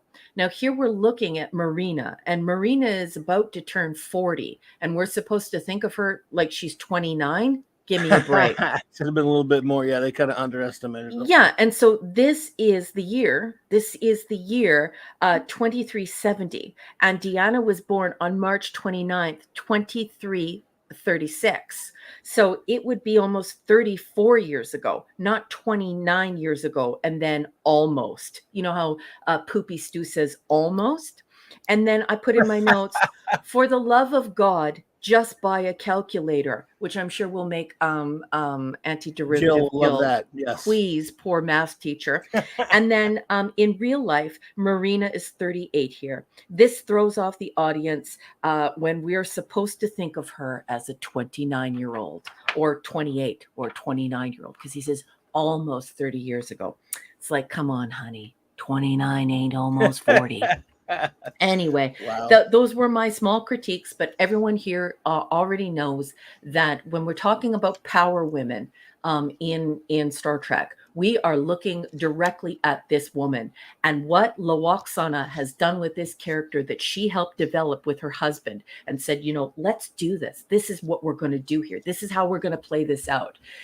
What she did, she did exactly what Leonard Nimoy did. She seized this character and said, I am going to make this character as human as possible. This character is going to be very, very dynamic.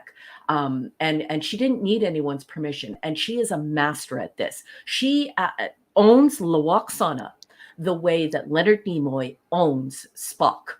And it's great stuff to see. I love seeing her. She's sexy, very sensual. She doesn't apologize for being a bit of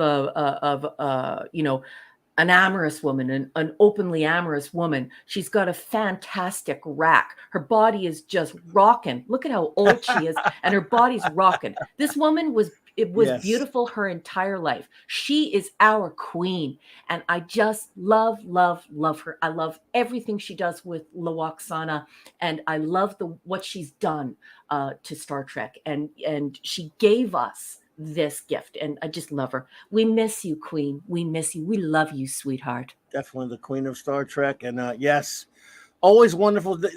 No, even a lesser episode with her in it is not all bad. Is anything with her in it, she just elevates everything around her in an episode. But this, of course, is a touching. You're right. This is mostly a drama, but it still has some really nice science fiction bits, and I just really enjoyed these. The whole concept of these aliens and how they interacted, how they figured into the story, which again, like you said, was drama, but it was good drama, and this is a heartbreaking episode, and in a good way. It's beautiful, so I really do like it. Well, this Hillary J. Bader woman, she knew what she was doing, and you could see why she's done all this work that the book says that she's done with all of these comics, and why she's won all these awards. Yeah. I can tell you, folks, as someone who is a communications and technology scholar, and touched upon this in my master's thesis, this way that human beings communicate, and what a precious and crazy apparatus it is, what we do with our brains to go beyond that predatory telepathic story and actually start looking how telepathy would actually be used is just wonderful. And then to have, our queen, our mom, the greatest mom ever, who has mud baths with Alexander, holding this secret, deeply horrible trauma, because she had a 1-2 punch with these deaths, and obviously suffering. It's just, I just love it. I just think that Hillary J. Bader is rocking. Lady who did all this comic stuff. I did not know that before reading this tonight in the block text. God rest your soul, sweetheart. And I'm agnostic. God rest your soul, because you are a very talented woman. Absolutely. Well, like I say, when I saw that name, I was like, wow, that really? And then, of course, it's mentioned. I'm glad that the block text, that's why the block text has got, say what you want about it. It's very good with that kind of thing. That's what I mean. It's good stuff. So, are we ready for rating, or did you have any more? No, that's it, boss. That's all I wrote on this one. Okay. What is your rating of Dark Page? It gets an A from me, boss. I agree. I give it an A for being had such a dramatic impact and ideas, and for the wonderful performance of Magil, whom we love dearly. So super nerdy. This is super nerdy. And if this Hillary J. Bader girl, the woman, wasn't so intelligent and didn't realize that this was a very academic way of looking at this, we could have been lost to another one of these Brannon Braga weirdo psychology episodes. Instead, it holds together because of Magil, and it holds together because of this incredibly nerdy concept and this nerdy idea. It's great. It's great. Yep. Two of you jumped the gun again. Wait for the word, but that's okay. No problem. No apologies. Just saying. Wait for the word. Now the word is given. Warp speed. Give your reviews. And you now, Raquel, I'll put you on starred detail while I get us some entertainment from Max. You got it, boss. And let's see here. Okay. Are we ready? We're ready. Okay, my friends. And now, another limerick from our great friend, Max Redstone. Dun, dun, dun, right. dun. Here we go. Dark Page by Max Redstone. Mrs. Troy's brain is at odds and ends while helping her non-speaking white-headed friends. It seems Laksana had 2 daughters, so Deanna wades in her mother's dark waters. Oh. To go help her mother make some final amends. Wow.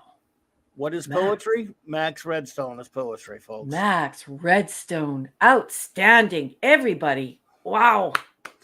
Thank you, the Max. Crowd goes wild. He is, and it's funny, there's the exchange that Mark D put up there earlier about how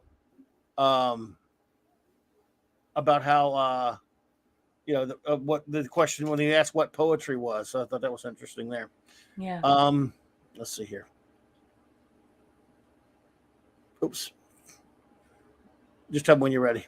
You got a bunch of them started? Yep. More of them coming in? They're coming in now, boss. Okay. The chat is actually doing like the big dump. You know how it does the big dump every once in a while? Uh-huh. Well, the algorithm is doing the big dump. So as they come in, I'll be starring them, boss. That's cool. By the way, our good buddy LT, Lord Thoth, could not be here tonight. However, I forgot to what did he get? Yeah, let's see. He gave me some ratings. Oh, here we go.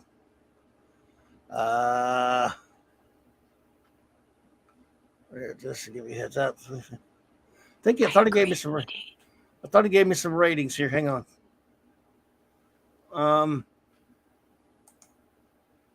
Oh, give the episodes. He gives all. Well, at the end I'll give them all. Okay. Otherwise, it'll be spoilery in a sense. Okay.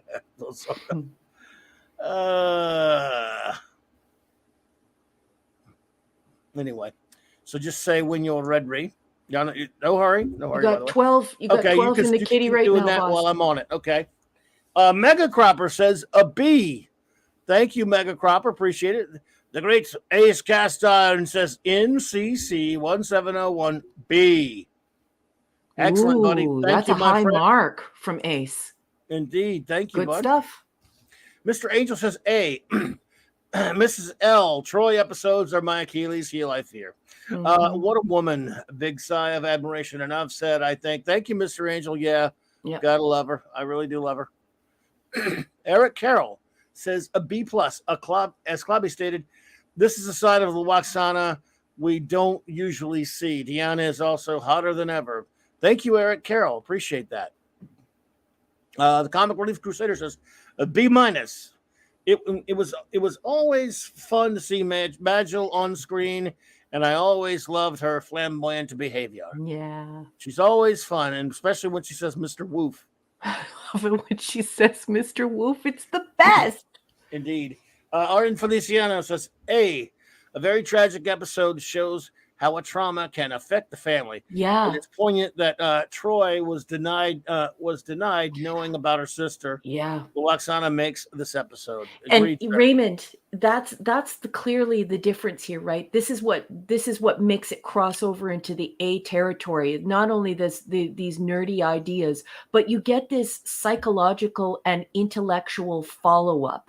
Like when Camel Toe actually starts bawling her eyes out saying, I had a sister. We're seeing some impact here instead of just, set it and forget it. And it's a Ron Popeil chicken we'll eat later.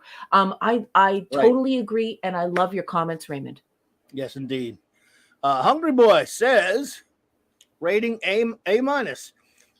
Would be higher if we had less Sirtis and more Majel. I hear you. That's still a lofty rating, sir. A from Max Redstone. It seems that our friends on the planet Talos 4 have some cousins. Yeah. Yeah. And the makeup is just as good, wouldn't you say? Like, I think that the Talosian makeup and this makeup is, I think they're on par. Like, this is really, really good makeup. Indeed, it's just Eric K says B-. Magil, even with bad writing, elevates an episode. I didn't see any bad writing in that one, but I hear you. But you're right. When one with bad writing, she still saves him. I hear you that much. Yeah, she saves everything. She's wonderful. She really is. Don't really remember it. Remember, it says Pleasant Valley Picker, but listening to Klobby and Raquel, it was probably a very good episode, so I'll give it an A-. Well, thank you. BC! Judge for yourself there, BC. But yeah, I hear you. Thank you so much, BC. Sandra says B. The trauma of losing a child is horrific. Not facing the grief causes lasting sorrow and affects every relationship. Good study in the psychological effects of how we love can heal. Thank you so much, Sandra. Very well said. Yeah. J.T. Kirk says B-. A non-vocal species learns how to speak after a short time with Mrs. Troy. This wave speech in the face of the verbally impaired. CCT is more attractive in uniform than in her camel toe outfit. Yeah. Well, they were just starting to learn. They still had throughout the episode will show that they were still having a lot of difficulty just getting and started. they had some type of implant in their throat or their neck, and they don't fully flesh that out, but that was supposed to be helping them, with vociferation and pronunciation and connecting that I'm going to speak and these are the words that I read, or these are the words I thought from Loaxana. So it's such a cool idea. Indeed, it's just B, says Wolfie, like the one with the guy from Ferris Bueller as the captain. Okay, he means Enterprise B, I guess, because Enterprise B from Generations had the guy from Ferris Bueller at the captain. Yeah, as captain. I guess that's what he means. Yes, I'm going to go out on a limb. All right. Phantom Outsider says, C, the inconsistency of Troy's abilities is one of the constants in the series. Yes. A dichotomy there, right? The only reason she is able to be in telepathic contact with her mom is because her mom is a full telepath. That's right. And allowed. Hang on. Oops, hang on. I got to get to your second one there, buddy. Troy to make contact. The reveal was nice, but they never revisited any of this. Also, you can't. Revisiting doesn't affect an episode, in a retroactive way. But I hear you. Also, how great is Mr. Hom? Saving that pick shows he's more than just two-fisted drink. Yeah, exactly, Mr. Hom. I thought it was a nice little mention of Mr. Hom. He is missing from the episode, though, but I think double fisting undersells Mr. Holmes' ability to drink. Maybe quad fisting might be. Yes. Michael Bingham says C. I think he means C minus, but it's got an equal everything back. Yeah, I think because he said his typing. C plus. Okay, C plus. Michael Bingham. I see the one right under there. He means C plus. Everybody shows how science fiction can be used to service story ideas. I am reminded that Lawnmower Man came out when this was being produced. Maybe influence. Interesting. Lawnmower Man. I mean, I noticed the Stephen King film. I don't know if I see a similarity between the two, but you can elaborate on that. But that's just me being thick, though.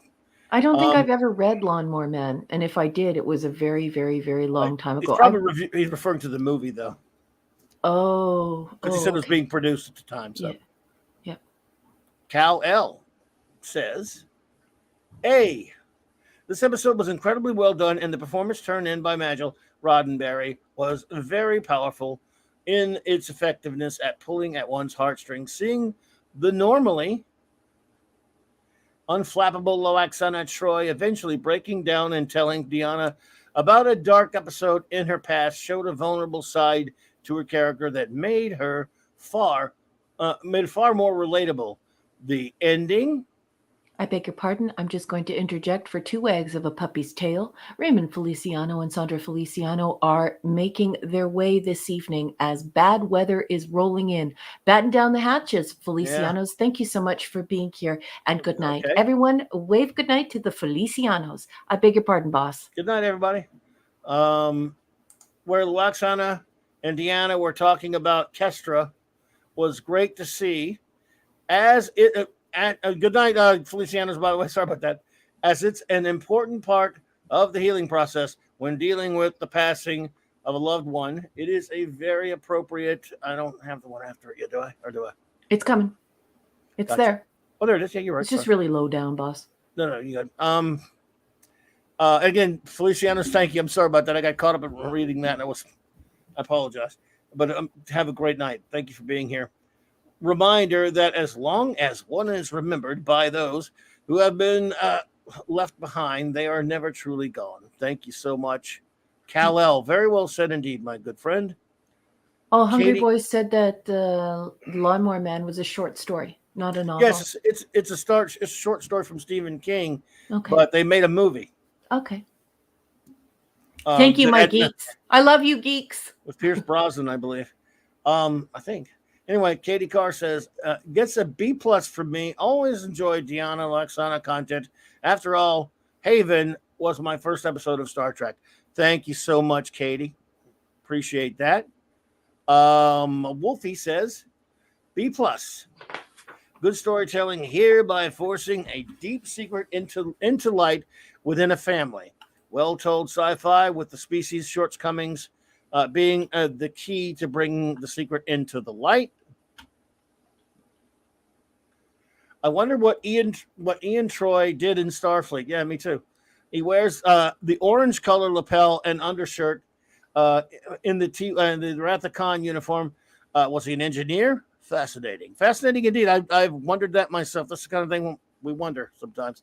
Now, number one, if you will, I guess I'll take the other side and star any more we get.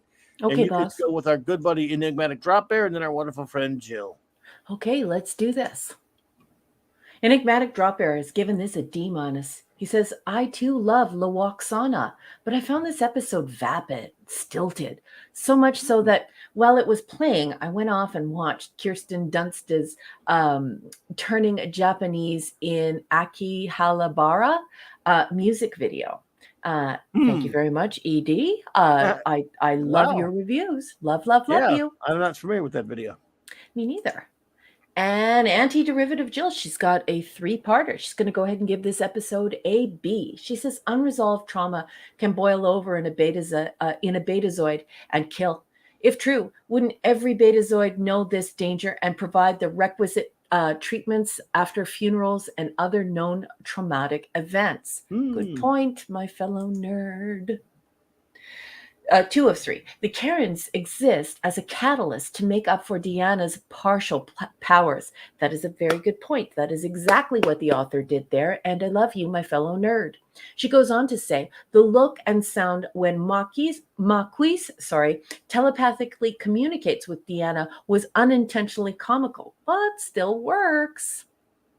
Wow. Yeah. And then 3 of 3.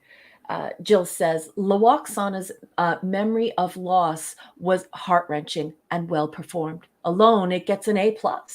I wish it could have been, I wish could have been part of a better crafted tale because it gives meaning to how she treats Deanna. Yeah, and I totally agree. And isn't it something, Jill? What a wonderful mother she is. And yeah, she's such an outstanding mother. Just think of how horrible of a father Mr. Woof is, and her in the hot tub with one and all. Well, not hot tub, the mud tub. Thank you so much for that, Jill. Appreciate it so much. Excellent review. So, I guess we're. Oh, you missed one here, boss. I'm gonna out of put reviews. this up. Can you go back to your starred tab, boss man? Yeah, this one here in the rot. Yeah. That wasn't there it wasn't there before, but okay. Okay. Okay. Good. Yeah, and Axamandabear says, I give it a B. This episode wasn't really my cup of tea, but it was still above average. Thank you so much, Narat. Appreciate that. And I know we haven't seen our chief engineer yet, so I don't know. And, here comes there he is. There he is. Okay. I think we're at the caboose here, the last review. He says, the great Mark D with the C says, A-. This episode brilliantly handled the worst kind of tragedy for a parent. It's no surprise that Lawaksana would want to erase this from her mind. Not confronting our grief can make for even darker days and physiological problems. We need the support from family and friends to carry on. Very touching to see. Mm-hmm. Troy's reaction to learning that she had a sister. She was actually well written in this episode. Yep. Only thing I didn't like was that this was the last time we'll see Lawaksana on TNG. It's her. Yeah, it's her final appearance on TNG, right. And it's quite sad, isn't it? Another thing that I really love, Mark, is that this Hilary J. Bader lady, the author, I really, really liked that she used this idea of this wolf. And I like that it goes back to, Grimm's fairy tales. And instead of having something horrible happen to her daughter, she was sort of like turning her into Little Red Riding Hood, or one of those Grimm's fairy tales, or Yeah. an old German fairy tale, or an old Viking fairy tale where wolves chase her, and she thinks that will frighten her off. So there's something Right. very traditional about this type of storytelling, and it's a very educated way of storytelling, and I love it. And I also would love to say that I love that she jumps into the abyss for her mother. Now, most of the time, I think of Counselor Cameltoe as a complete spoiled brat, and a bitch to the highest order. She's annoying. But here, like, under Bader's care, under Hilary J. Bader's care, we actually see her behave like she should behave for this passionate, charismatic mother she has. The way she just jumps off the edge into the abyss is great, and I totally agree, Mark. This is one of the times when Counselor Cameltoe is shining, and we have that Hilary J. Bader to thank. And this was such a good episode. I wish they would have had double the time to make it an A+ and just hit it right out of the park, because there was such good writing here. Yes. Wonderful job by Major, as always. So, are we ready to move on to our next episode? Yes. All right. Well, that one is called Attached. Attached, folks. Attached is the Beverly episode. And you notice how tonight I've been letting you know when we've been featuring women, and when we've been featuring minorities, and we've been featuring upending this sort of idea that people have about Star Trek. So to the Drekkers, here we have Attached. And this is one in a very long line of female-dominated scripts. The Beverly episode. Season 7, Episode 8. This first aired on November 8th, 1993.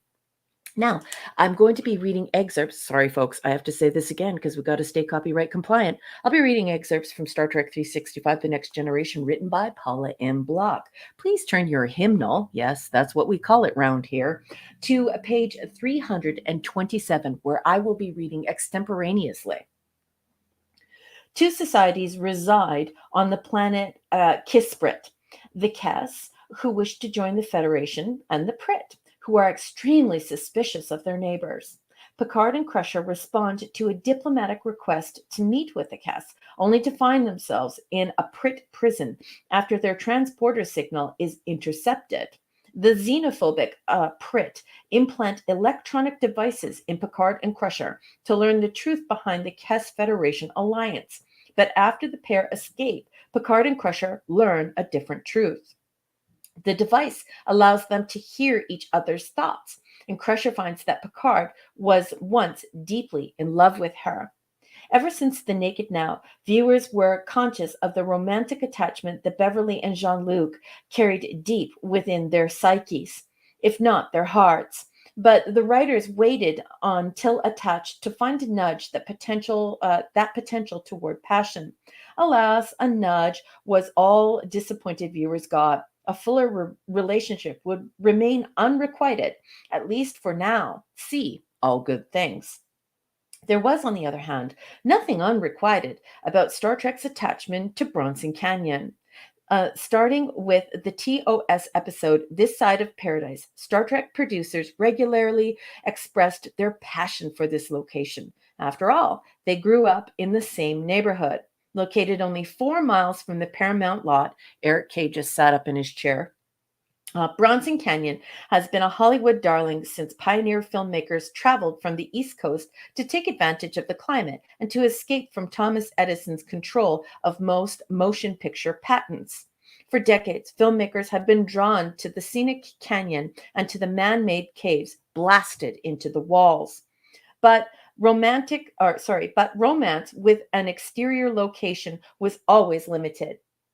We only went out there once or twice a year, attached director Jonathan Fakey Pants said, fretting that even with those caves at hand, he was still required to shoot interior cave scenes in Planet Hell. And everybody knows what about Planet Hell on set. I've spoken Yes. about it many times.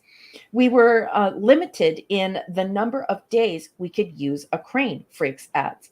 The rental of the crane and the hot head to remote control pan and tilt and the power generator, etc., is part of the show's budgetary strength. Nevertheless, crane shots certainly enhanced the episode's look.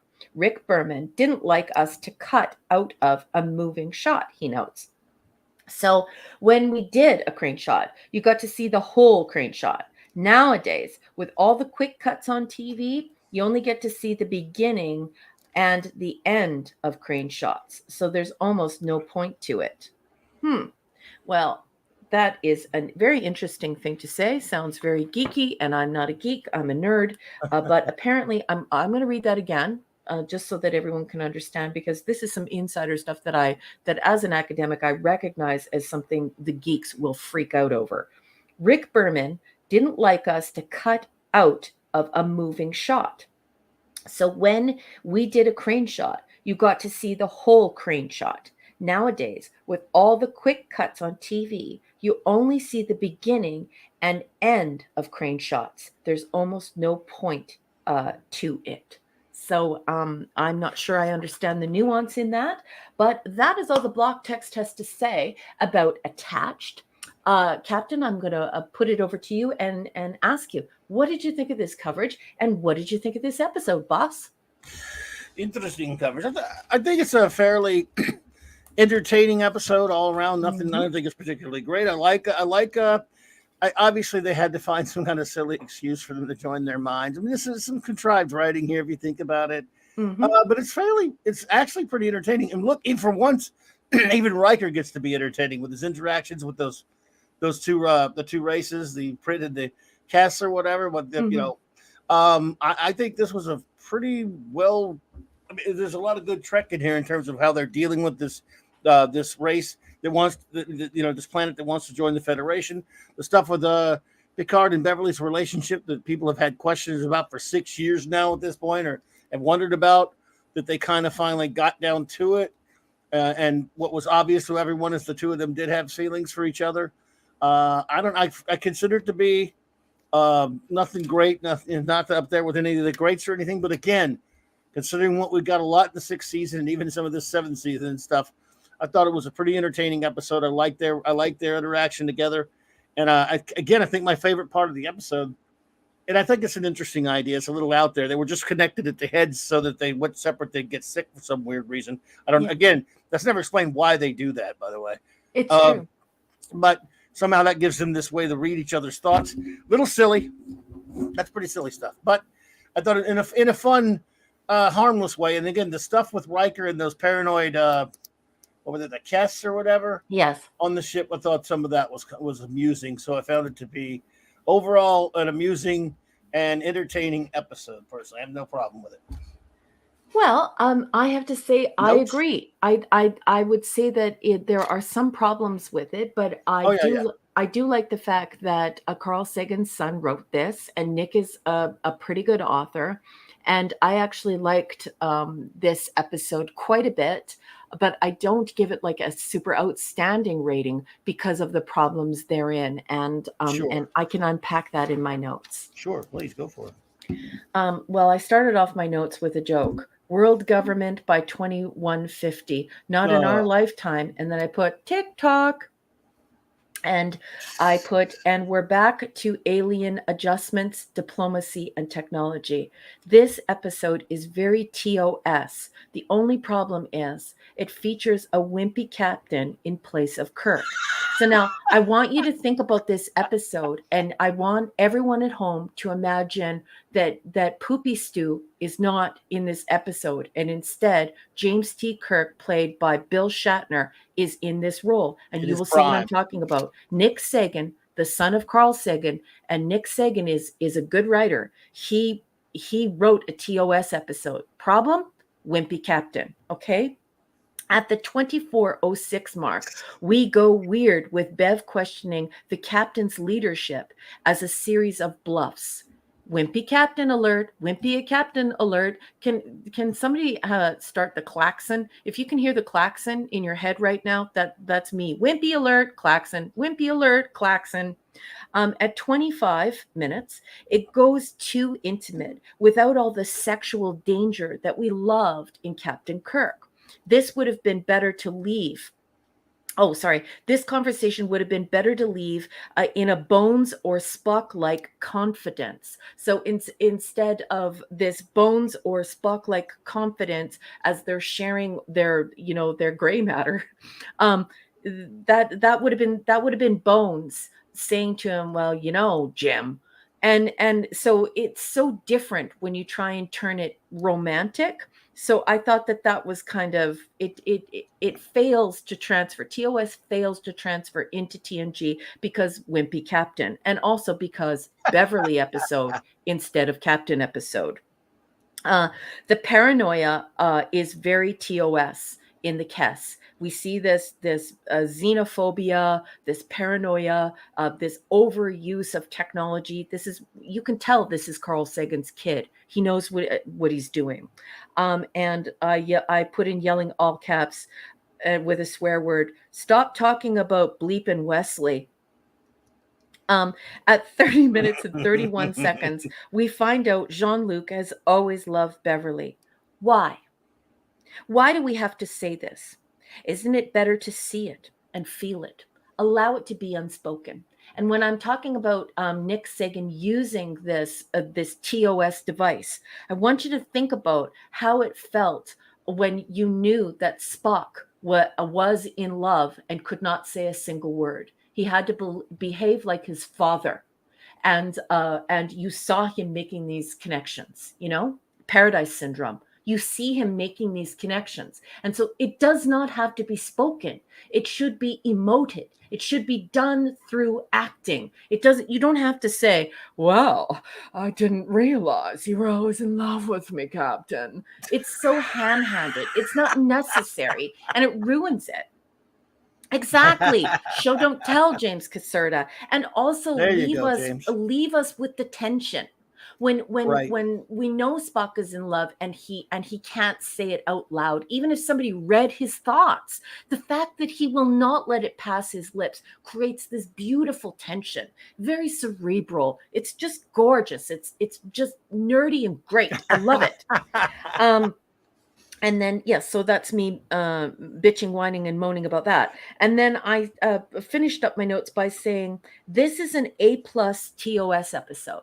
Nick Sagan wrote an A+ TOS episode, but not in the case of TNG. Picard is no Kirk. The final scene is weird. We have a mullet ball gown. Why is Gates McFadden wearing a mullet ball gown? Is it a ball gown? Is it a mullet? No, it's a mullet ball gown. And these weird sex dreams. Oh, you're dreaming about me. Listen, sister, leave that kind of talk to Lawaksana. We don't want to hear it from you. We want you to have this passionate, unspoken relationship. We want to have those sexy eyebrow raises from Spock. We want the sexy eyebrow raises from Bones. We want the sexy eyebrow raises from Kirk. So this episode, written by Nick Sagan, is a beautiful A+ TOS episode.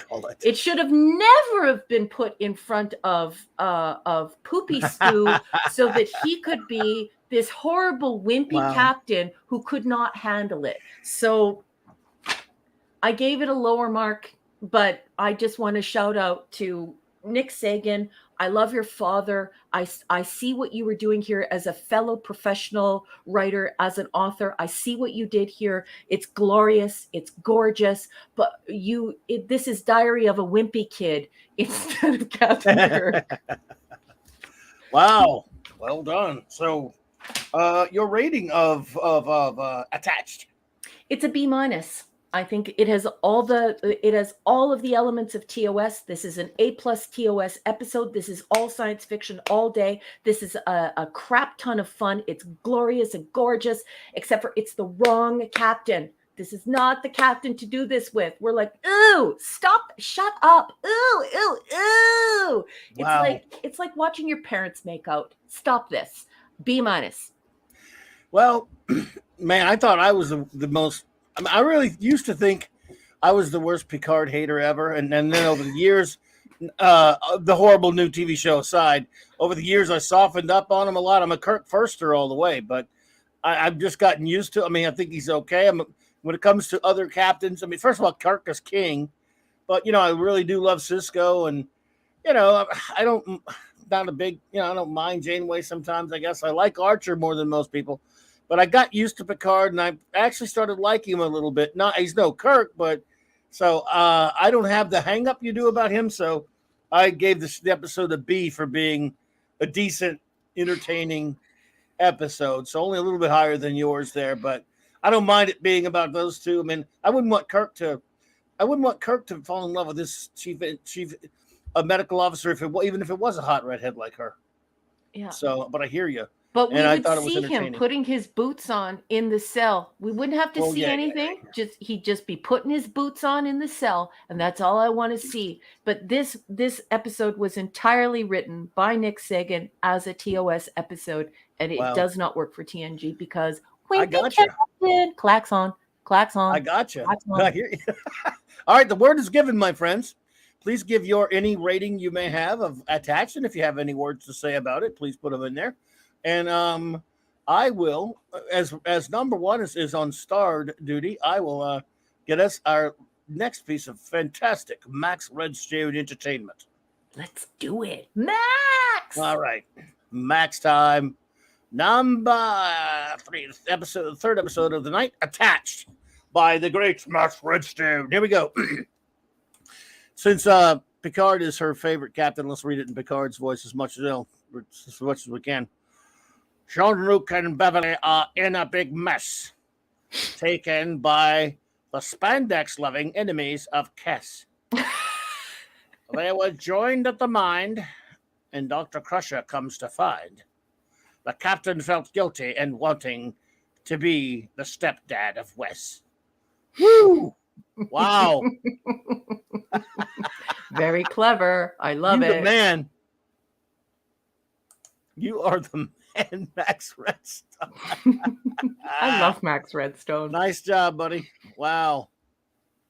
One day, I hope he is going to turn all of his limericks into a beautiful Saturday night Star Trek limerick companion to this show. I would just absolutely love that for Max Redstone, and I will definitely buy a copy. I just love you, Max. Thank you for all the work that you put into this show. I just love you, honey. You're too kind, man. Thank you so much. J.D. Lewis says, C, not good enough to be wonderful, yet not bad enough to be horrible. Solid, competent, but ultimately meh episode. Thank you so much, J.D. Lewis. I feel you. Whenever you watch this episode, J.D. Lewis, I want you to imagine that it's Uhura and Kirk, and then it's an awesome episode. Boss man, I need you to do me a favor. Would you please add Pop Culture Curator to your list of hellos, and everybody say hello to Pop Culture Curator. Pop Culture Curator, welcome. Good to see you, my friend. Always a pleasure. All righty, let's see here. All right, so JT Kirk says B+. I don't like the Cass Pritt part of this episode. It's simply boring. If I were in this episode instead of Picard with Dr. Crusher, well, thoughts would not be appropriate for TV. Well, you know what? So you have a crush on the crush, do you? That's right. Well, he's crushing it. Nothing wrong with that, JT. She is a hot redhead. And we love those. Eric Carroll says B for Beverly. She's the female character she's the best female character in the franchise. Mm-hmm. So let's see here. That's a very interesting comment. Yes, indeed. Well, thank you so much for that, by the way. Pleasant Valley Picker says B, good episode. Liked how they were connected together and explored that. A better season 7 episode. Explored that. A better season episode. Sorry. Besides, I can watch hot redheads all day long and enjoy blondes and brunettes. Nice too. Well, I'm with you there. Pleasant. Hungry Boy says, "You for ugh, a Hungarian stew of the banal." This right after the previous 2 was like getting a urinary catheter after being kicked in the manberries. Wow. I'm going to go way out on a limb and say that Hungry Boy was not pleased. Rob Altis he likes my comment. He says, "Crushing Crusher, not a bad thought." There you go. I can't. Yeah. The great Ace Castine says NCC 1701B. Do you have any idea how much I missed his ship ratings? I love the ship ratings. I love them. They're great. B for Eric K. Thank you, buddy. Michael Beacom says C, Trek political tropes and a touch of fanfic. I can see this on a fan table at a sci-fi convention with a shirtless Picard in a clinch with Crusher. Boy, that brings back memories of those stupid fanzines on the tables that we used to make fun of. Yeah. Wow. Two in a gown with flowing hair on the cover. Tell me, Jean-Luc. No, take me, Jean-Luc. Oh, tell me. Well, now I'm glad I didn't say it right. Yeah, you did. I'm not saying that. I did not saying that. But thank you. Oh no, James Caserta likened this episode to a colonoscopy. Wow. But all we have left are these other 2 reviews. No one cared about coming up, boss. Okay, no good. Okay, there's Max. Okay. I was just wondering here. B- from Max Redstone. This was a well-written TOS episode. The intimacy aspect was excellent. I'm surprised with Beverly hearing Picard's thoughts that there weren't any Gilbert and Sullivan sing-alongs. Oh, man. Love it. Let's see. Are there any more comments, everyone? Maybe no one else wants to review it, which is fine. That's okay. No, we don't mind. So I'll let you, while we're waiting, I'll watch you go to the start, and we have our good buddy Enigmatic Drop Bear and our wonderful friend Jill. So you can handle those, and maybe if we get any more, I'll know. You got it, boss. Let's do it. Enigmatic Drop Bear, the erudite bear, he's going to drop the mic here tonight. Ooh, he's got a harsh one coming. It's a 2-parter. He's given this a D+. This story was just an excuse to fabricate a romance between Picard and Dr. Crusher. Couldn't they work it out without having to read each other's minds? Yeah, it's about as subtle as a train wreck. Yes. That is the part that I don't like about it. But because Nick tried to do something TOS, anyway, I respect your position, Enigmatic Drop Bear. And it was a gimmicky, but I thought it was still entertainingly done. But I'd certainly respect where you're coming from on that. But go ahead. Yeah. Two of two. The notion that a tractor beam can be used to deflect a transporter beam is an interesting idea, but highly problematic, as it reveals a fundamental exploit in a critical logistical system. I didn't think of that, but that is true. I tend to leave that sort of stuff up to people like Wolfie, who or Mark, those engineers that we know and love.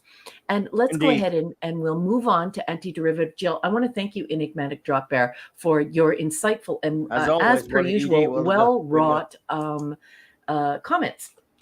Okay, Antiderivative Jill, our communications officer, is giving this one a C+. Ouch! We were given a standard diplomatic conflict with 2 conflicting species, whom I actually want to learn about. But then it relies on the chemistry of Picard and Crusher, culminating in a major tease. You know what? I agree. I agree with that. I'm standing by my rating. Yeah. I gave it. What did I give it? A B-? Yeah, B-. So we're really close to each other. Yes. That is where I start to not like it. I think I put it at 24 minutes and 6 seconds. Yeah. is where it starts to go, ooh, I'm going to cringe. I love you, Antiderivative Jill. Thank you, sweetheart. Indeed. Well, fair enough. I'm going over to the other tab now, boss. Hey, nothing to apologize for there, Pop. A lot of people don't think she was a very good actress. Who? What Pop said? Pop culture curator said he doesn't think Gates is a very good actress. But ooh. There you go. Yeah, way it goes, man. Yeah. Yeah. What the ghost and the lantern that didn't turn you on? No, I'm kidding. We'll find out, won't we? Near that, and Amanda Bear says C+. Raquel could have been more. Could have been more ageist and wimpus on Picard, on Patrick Stewart, Picard, in this one. They should have had a more novel pairing of characters. Exactly. Oh Lord. Cal L. Buddy says B-. This episode was entertaining overall with some genuine moments between Picard and Dr. Crusher. Although it was briefly explained in the episode, it just didn't seem believable that the Federation would even consider accepting an application for membership without the World Society first resolving their differences and becoming unified. The very beginning of the episode, when they say it's half the planet, I was like, this is stupid. They would never do this. Yep, that's true. I accept Still, the interactions, yeah, absolutely. It made no sense, but these people don't know what they're writing. They're really hacks. Jill, you said you don't want to think about Sub Rosa. I think you have the name of the episode wrong. I believe that is Subpar Rosa. Oh, yeah. Well, we'll get there. We'll get there. It's just me teasing Jill. I love you, Jill, and I totally agree. I don't want to think about it. People have been making fun of that episode. We're not even there yet, like for weeks. Paranoid Cass and Riker were indeed hilarious. Yeah, I like that stuff. An enjoyable episode to be sure, but it lacks the necessary elements to be a great episode. I concur wholeheartedly with you, my friend, Kal-El. B+ says Wolfie. Gates is great here. Not sure how this planet even made it on the list of potential Federation members. Another again, yes, it's just kind of silly. If this species has tech to read each other's minds, why the need for all the external communication spy equipment? Unless it was some kind of side effect that they didn't know about. I don't know. Why would they even bother putting this on them if they knew they would be able to read each other's minds? I believe it's because that they deploy blocking equipment, so they can read a prisoner's mind, but they block. You know what I mean? And then once they get outside, they were yeah. Once they were outside, away from the influence of the cell, they could breathe. Yeah, it could be something, but it should explain stuff like that. Yeah, but it should be explained. It's true. It's not a perfect episode. Max Redstone, is this more review? No, I just would like you to sing it, please. And it will be a lot of fun if you sing it. Sing what? His foot should stamp and his throat should growl. His hair should twirl and his face should scowl. His eyes should flash and his breast protrude. And this should be his customary attitude. Well, you did it. Perfect. Wow. But I'm not a dude, so I ruined it. No, everyone would rather hear you do it than me. That was perfect. I think of Worf, and then I'm like, I can't sing that low. No, I think everyone enjoyed that way more than they would me. Trust me. Well, I blew it totally. Second H to Monica D with a C says B- to be attached to Patty Stew in all eternity's Stew, Lazarus's time tunnel. Eternity in Lazarus's time tunnel. The horror. Yeah. Picard is one lucky guy to land Crusher, save Gingers. Yay! I love you. Yes. But we get some great comic moments with Riker dealing with the aliens to contrast the love story. To really get back to the Kes Pritt and Kes the Decker unit, should have read them some Vogon, because of course Vogon poetry is, of course, the third worst in the entire universe. I like the Douglas Adams reference. We'll go with it. Don't violate the moonlighting rule. It's better when the leads don't date. Yes. Moonlighting just time. Leave the tension. I like the tension. And that mullet ball gown. Ball gown. I mean, oh my, the mullet ball gown. It's not a mullet. It's not a ball gown. It's a Are we mullet ready? ball gown. Are we ready for our next episode? Because I got a bit of a caveat. If we are, Okay. I'm apologizing in advance for what, because I'm not sure I'm going to be able to keep my temper on this next one. Just letting you guys know. Spoiler alert. So our next episode is Farce of Nature. I'm could come a bit unhinged on this one, folks. I'm going to try not to. I mean, so it's not even going to keep it a secret. So proceed. Number one with your review of Force of Nature, aka Warp Speed Bad. Well, I don't want to reveal my hand because this is a bit of a I'm Texas revealing Hold'em. mine right now. You and we play Texas Hold'em on this show, and I don't really say what I think until the river, but I'm going to let you know now. This is a stinker. Yeah, it's Force of Nature. I call this episode Blunt Force Ozone Layer Lecturing. So if you'd like some blunt force ozone layer lecturing, this is your episode. By the way, did you get my the thing in the back in the I did. I will make sure that actually true. Okay, well, watch it. I will make sure that we don't get into trouble. I just wanted you to know because it's sad. We'll explain later to everyone. But we'll explain later to everyone. I will hold my tongue. I'm an academic, so I'm not used to having to. No, it's a YouTube thing. Yeah, it's a YouTube thing. And so if I go in that direction, please let me know because you're good so far. I just wanted to let you see if you got that memo. Yeah, I got you, boss. This is season 7. It is episode 9. It first aired on November 15th, 1993. Now let's stay copyright compliant. I'm going to be reading excerpts from Star Trek 365, The Next Generation, written by Paula M. Block. And she gets a bit of help from her husband, Terry J. Erdman, who is the primary author in his own right in other publications. And of course, it receives the blessing of everyone involved with TNG, evidently through the fact that it's all original source material and interviews. I'm going to be reading extemporaneously about Force of Nature from page 328 of this Saturday night Star Trek hymnal. The Enterprise is forcibly boarded by a pair of scientists who demand the Federation halt the use of warp drive near their world. Warp fields, they say, are destroying the fabric of space and rendering their planet uninhabitable. Data suggests the matter be referred to the Federation Science Council, but one of the frustrated scientists opts for a quicker action, triggering a dangerous rift in space that threatens the lives of the Enterprise crew. 55. It's the law we can live with. Does that ring a bell?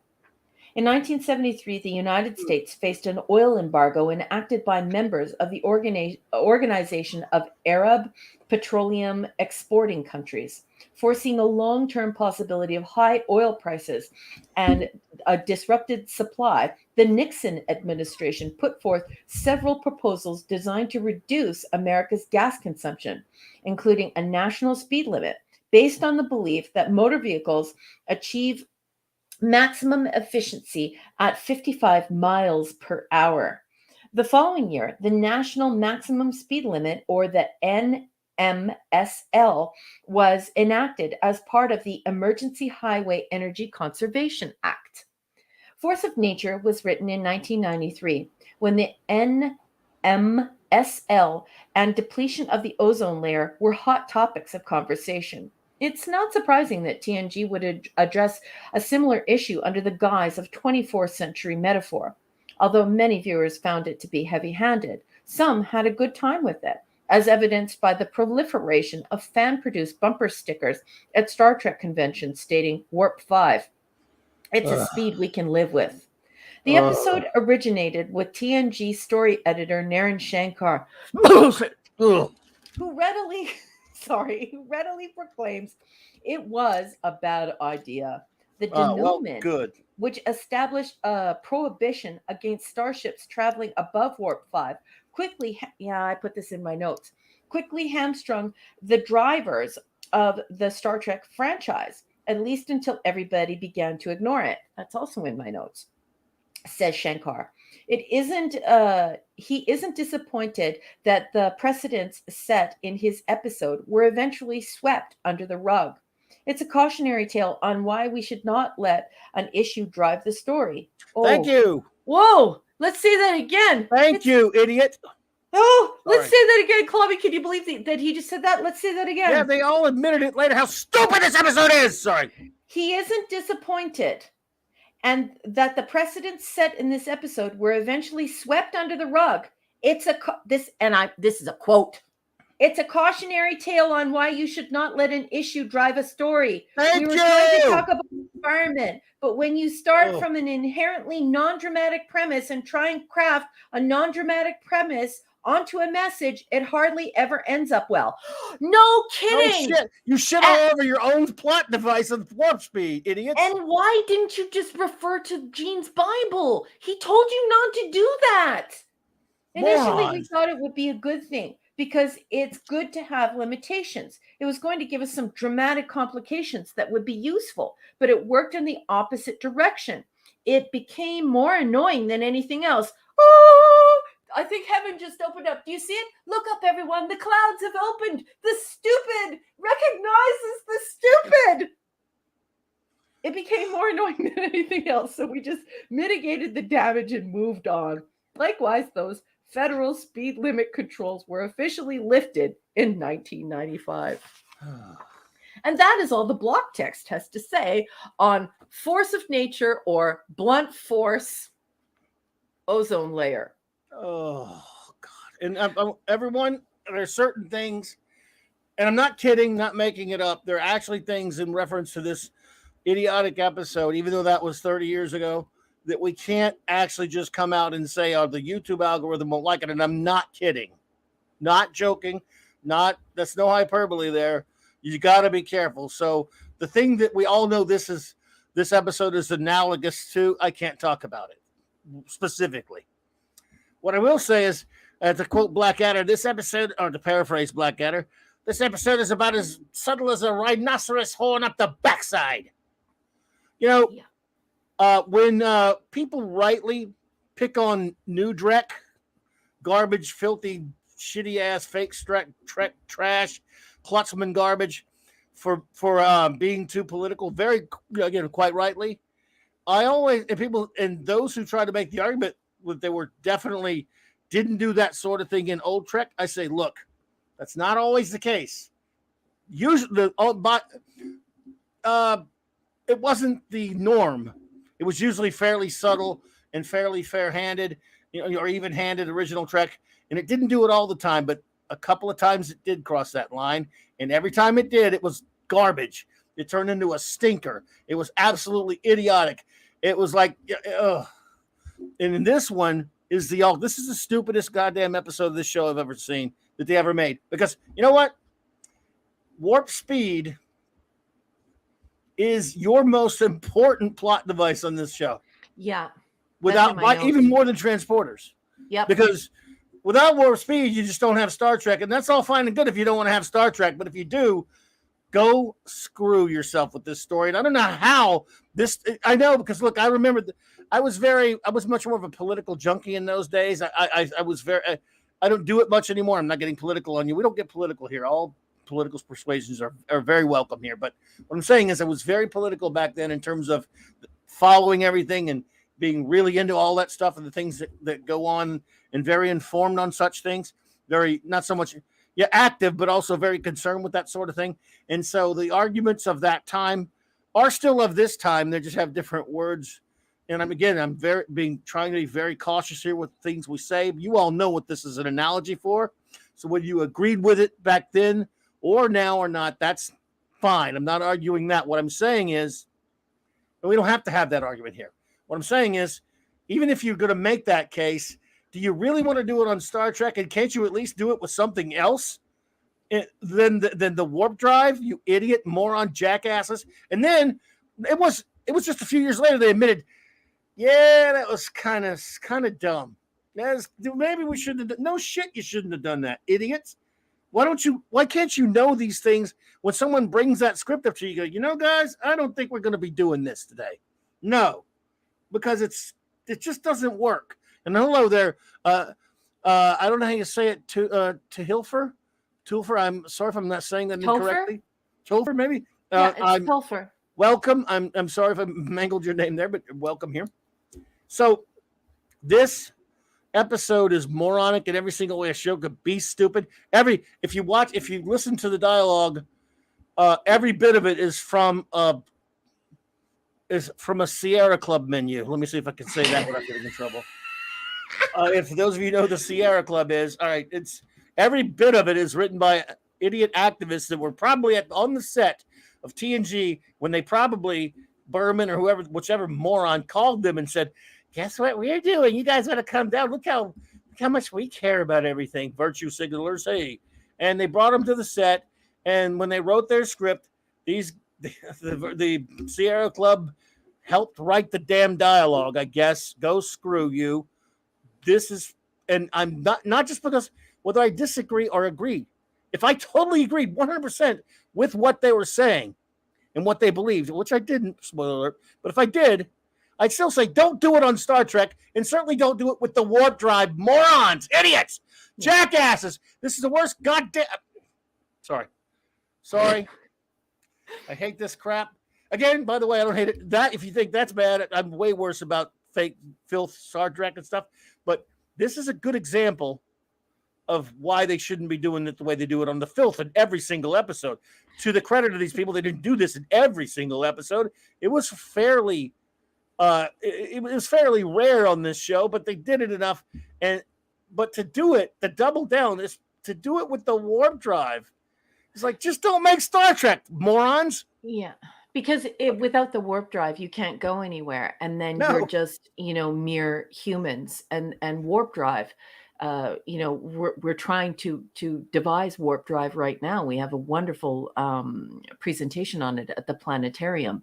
So once again, that warp drive is an aspiration. It's not something that we can't achieve. It's something that we're trying to figure out how to unpack and create. And we didn't have cell phones. And we didn't have laptops, or not laptops, but pads and all these things that existed in Star Trek. These communicators and things that inspired all these people like Cooper to make all these things. So it's not good. But Hungry Boy put up a comment, and he put up here, nagging equals poor writing. Right. I just want you to know, Hungry Boy, that beyond social media, and beyond trolls and bots that corporations buy to pad what people are saying. And these bots are very sophisticated. You could entirely believe they are real people. You would not know. Beyond all of that, I want you to know, as a professional writer, as an author, and as an academic, somebody who studied editing in university, I'm saying all of this because I want you to know, in the real world, this is actually seen as poor writing. If you go to the Asimov magazine and you try and submit a short story to them for publication, one of the first things that pops up is a long list of what the editorial board does not want to see. And one of the first things that the editorial board recognizes that they do not want to see from you is pulling headlines out of the newspaper and then writing a story around it. It takes you haven't conceived anything there. It takes a very elevated person to transform things into allegory. And once you transform things into allegory, and you are one of those very talented authors, what you begin to use are a ton of literary devices. So it becomes so clever that you crave it like it's a drug. So, you've got this beautiful illusion and you have all these literary devices that create something absolutely glorious. But trying to do that on a television show and not being a talented author who can conceive it in this way, you just wind up being one of those people that the editorial board goes, no, silly rabbit, pulling headlines off of your local newspaper and writing a story around it is for kids. That's not adult writing. No, thank you. And people need to realize that this isn't like something that you can argue and fight about. Go and try and submit a story where you've just pulled it out of the newspaper and slapped some lipstick and sparkles on it. Sparkles are the herpes of crafts, by the way. You throw these sparkles on it, and then you try and get somebody to publish it for you. It will not happen. I want you to know, folks, it will not happen. Editorial board say no. Nagging is bad equals bad writing, but so does activism. Some of the writing in this episode is almost, I'm gonna say almost, because nothing can be worse than the writing on the new Drek, the fake Drek garbage they make today. But this is close to that level of the writings on strange nude worms and STD and PR and all that stuff. This really, some of the writing in this is that level bad in this episode. So notes. I'm sorry everyone for my yelling. This episode drives me crazy. No, please yell whenever you want. Okay, so if you are new around here and you're wondering what he's talking about, notes. I watch Star Trek from beginning to end every single year. It's like 600 or some hours, 600 hours. JD. Good night, JD. And so I thought, what could I add to the show? Well, guess what I do? I take notes with a piece of paper and a pencil. That's pretty old school, hey? And I talk about what I know about the episode. And then Clobby and I and the chat hash it out. So here are my notes. Geordi is unbelievably stupid about cats. It's just bizarro world how dumb he is about cats. It's like he's not even human from Earth.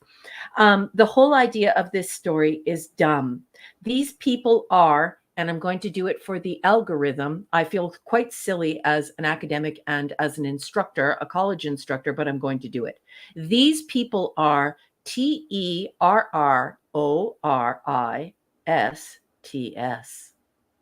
They are damaging ships and they are mining space. And when I say mining, I'm talking like Claymore devices in space. That would make you the T word. Now, no one can use warp speed because somebody wanted to bludgeon the public about the OZONELAYER. Why would somebody paralyze the entire storytelling world, the entire storytelling apparatus with this stupid idea? Warp 5 for all species and all planets. Give me an effing break. And that was even, they were saying even that wasn't going to last. They were going to, that scene at the end when he showed how, over the course of how many ever decades, how bad everything was going to, how bad the universe was going to be destroyed by warp engines. Ugh. Yeah, it's just ridiculous. And then, so this is all, it comes to a head when Serova endangers her entire world to prove it endangers her world. I'm going to say that again. Serova endangers her whole world to prove it endangers her whole world. She doesn't have time to share her research. She is no hero. She is a TERRORIST. Yes. And a nincompoop. Geordi and Data talk about Twitter. That's my next note. Did you notice that Geordi and Data have a talk about Twitter? Oh my God. And then I put underneath, this is not what Gene wanted. Now, when I say that, I want you to think about that interview that Gene Roddenberry did right before he died in 1991 in that Humanist magazine, where he specifically talked about the fact that no one who was involved with Star Trek should bludgeon anyone, because he felt as though he could draw people in if he could be very clever in his story writing and get people to question what they believe, not present a bludgeon and create this hyper didactic, over moralizing, hegemonic environment where you were chastising and large margin, bludgeoning the public. You can't do that. And Gene said, not only is it indelicate and it's not a very intelligent thing to do, but it's a great way to lose your audience. The audience doesn't want to go to watch television to be admonished. So they've completely gone against Gene Roddenberry here. And it's absolutely ridiculous and totally disappointing. That said, I want you to know that I have not even revealed what I think about this subject. So I want to be very clear here when I say this. I have not stated what I believe about this subject matter. That is not what I have put on trial here. What I've put on trial here is the reality that this is not accepted in the print world. I don't know why it's being accepted by corporate people who now stream these rebooted IPs. I don't know why people are suddenly think this is the greatest thing since sliced bread. It's unacceptable. You can't do this in the best scientific magazines and short story magazines and publishers. They won't look at this stuff. You don't go to your newspaper, pick out the most heinous crime or the most heinous story and slap some lipstick and sparkles on it and think people will publish it. And there is a reason why. The reason why is that hegemony, infantilizing the audience, treating them like children, admonishing them, telling them what to think. It is the worst type of hubris. It is such overweening pride and arrogance that it isn't acceptable. So why do we accept it in TV? And we won't accept. We didn't accept it then in 1993 on November 15th, and we don't accept it now. And I'm going to say this again, and that has nothing to do with what I think about what this episode was trying to talk about. It's just, this is not the time, this is not the place, and this is not the how, and certainly not with Gene Roddenberry's property, and not in this stupid, stupid, stupid way that completely undoes the fairy tale world, the world building that Gene Roddenberry did since 1964.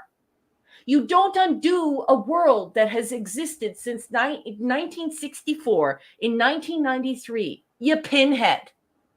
And now I would like to take out the clawbony.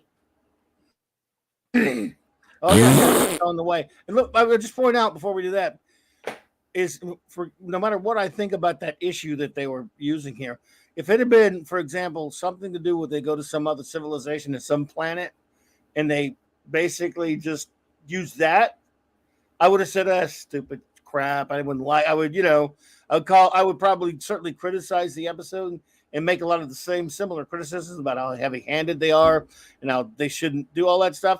But it wouldn't make me angry. I would just thought, ugh, idiots. And I would think it's bad. The fact that they used warp speed is what makes me more angry than anything, because I don't care about, look, that's Hollywood. Even back then it was full of political activists, not necessarily that I concur with on everything. Let's put it like that. Yeah. Activism was there. So that's one thing. But the fact that you doubled that, you do that, and I probably again just laughed at the episode and thought it was bad and criticized it like a normal criticism of an episode and just said it sucks.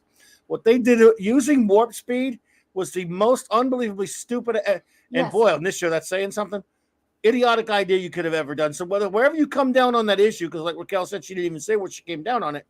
Wherever you come down on that issue, it's just absolutely preposterous that you would do that to probably the key plot device, if you want to use that term, whatever, for your show.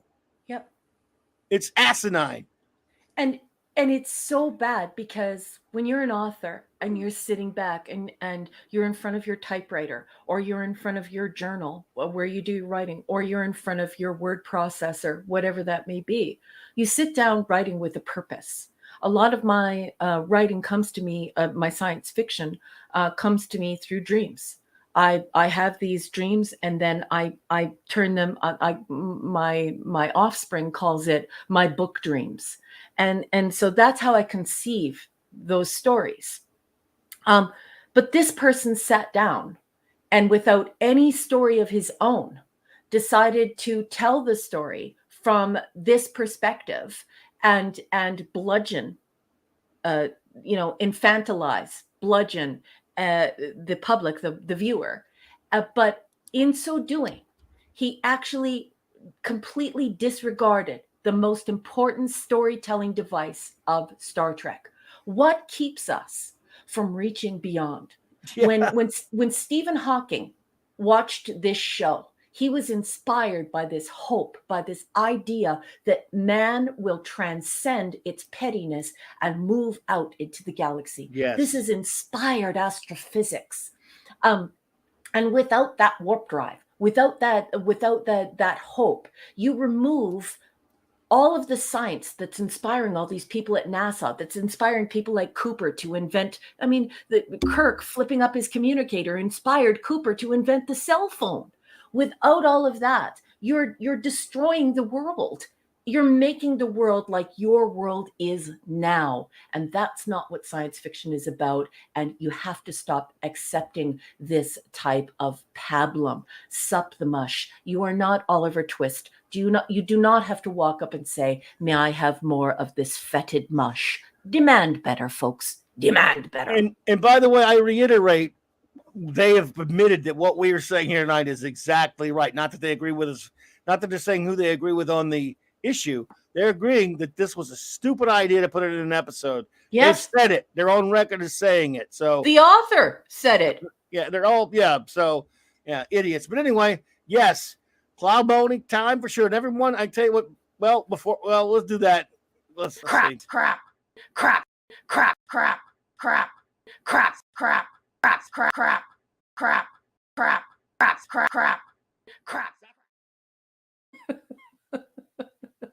Never gets old. So now I will ask number one, her rating of force of nature, aka warp speed bad, and then I will give mine. Then I will wait for it, everyone. Then I will give the word to get yours.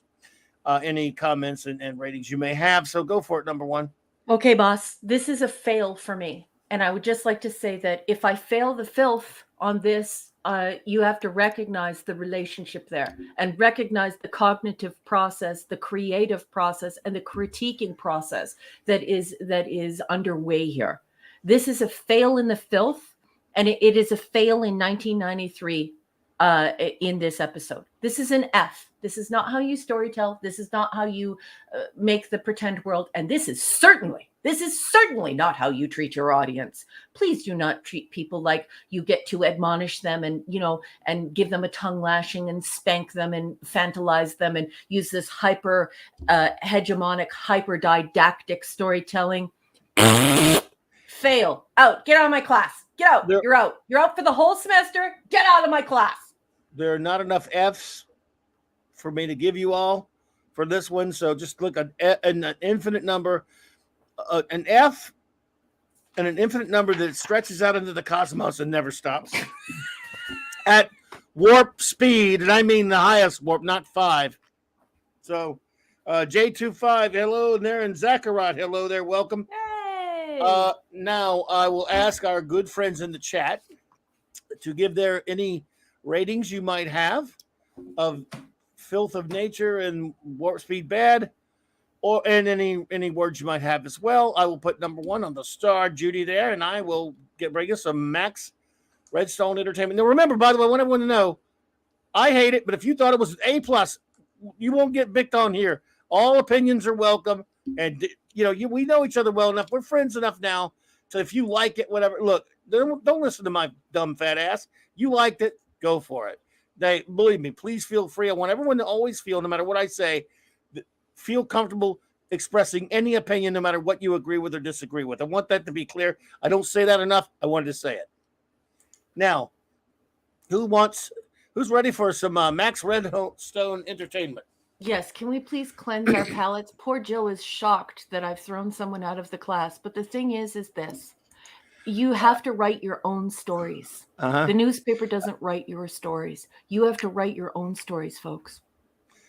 Yes. Indeedishness. I love it. And, when we talked about this back when we talked about Trek 6, almost the same thing was done. And that, people love that one. But this one, Force of Nature by Max Redstone. Parts of space are becoming aglow. It is from all the warp field flow. Travelers were circumspect.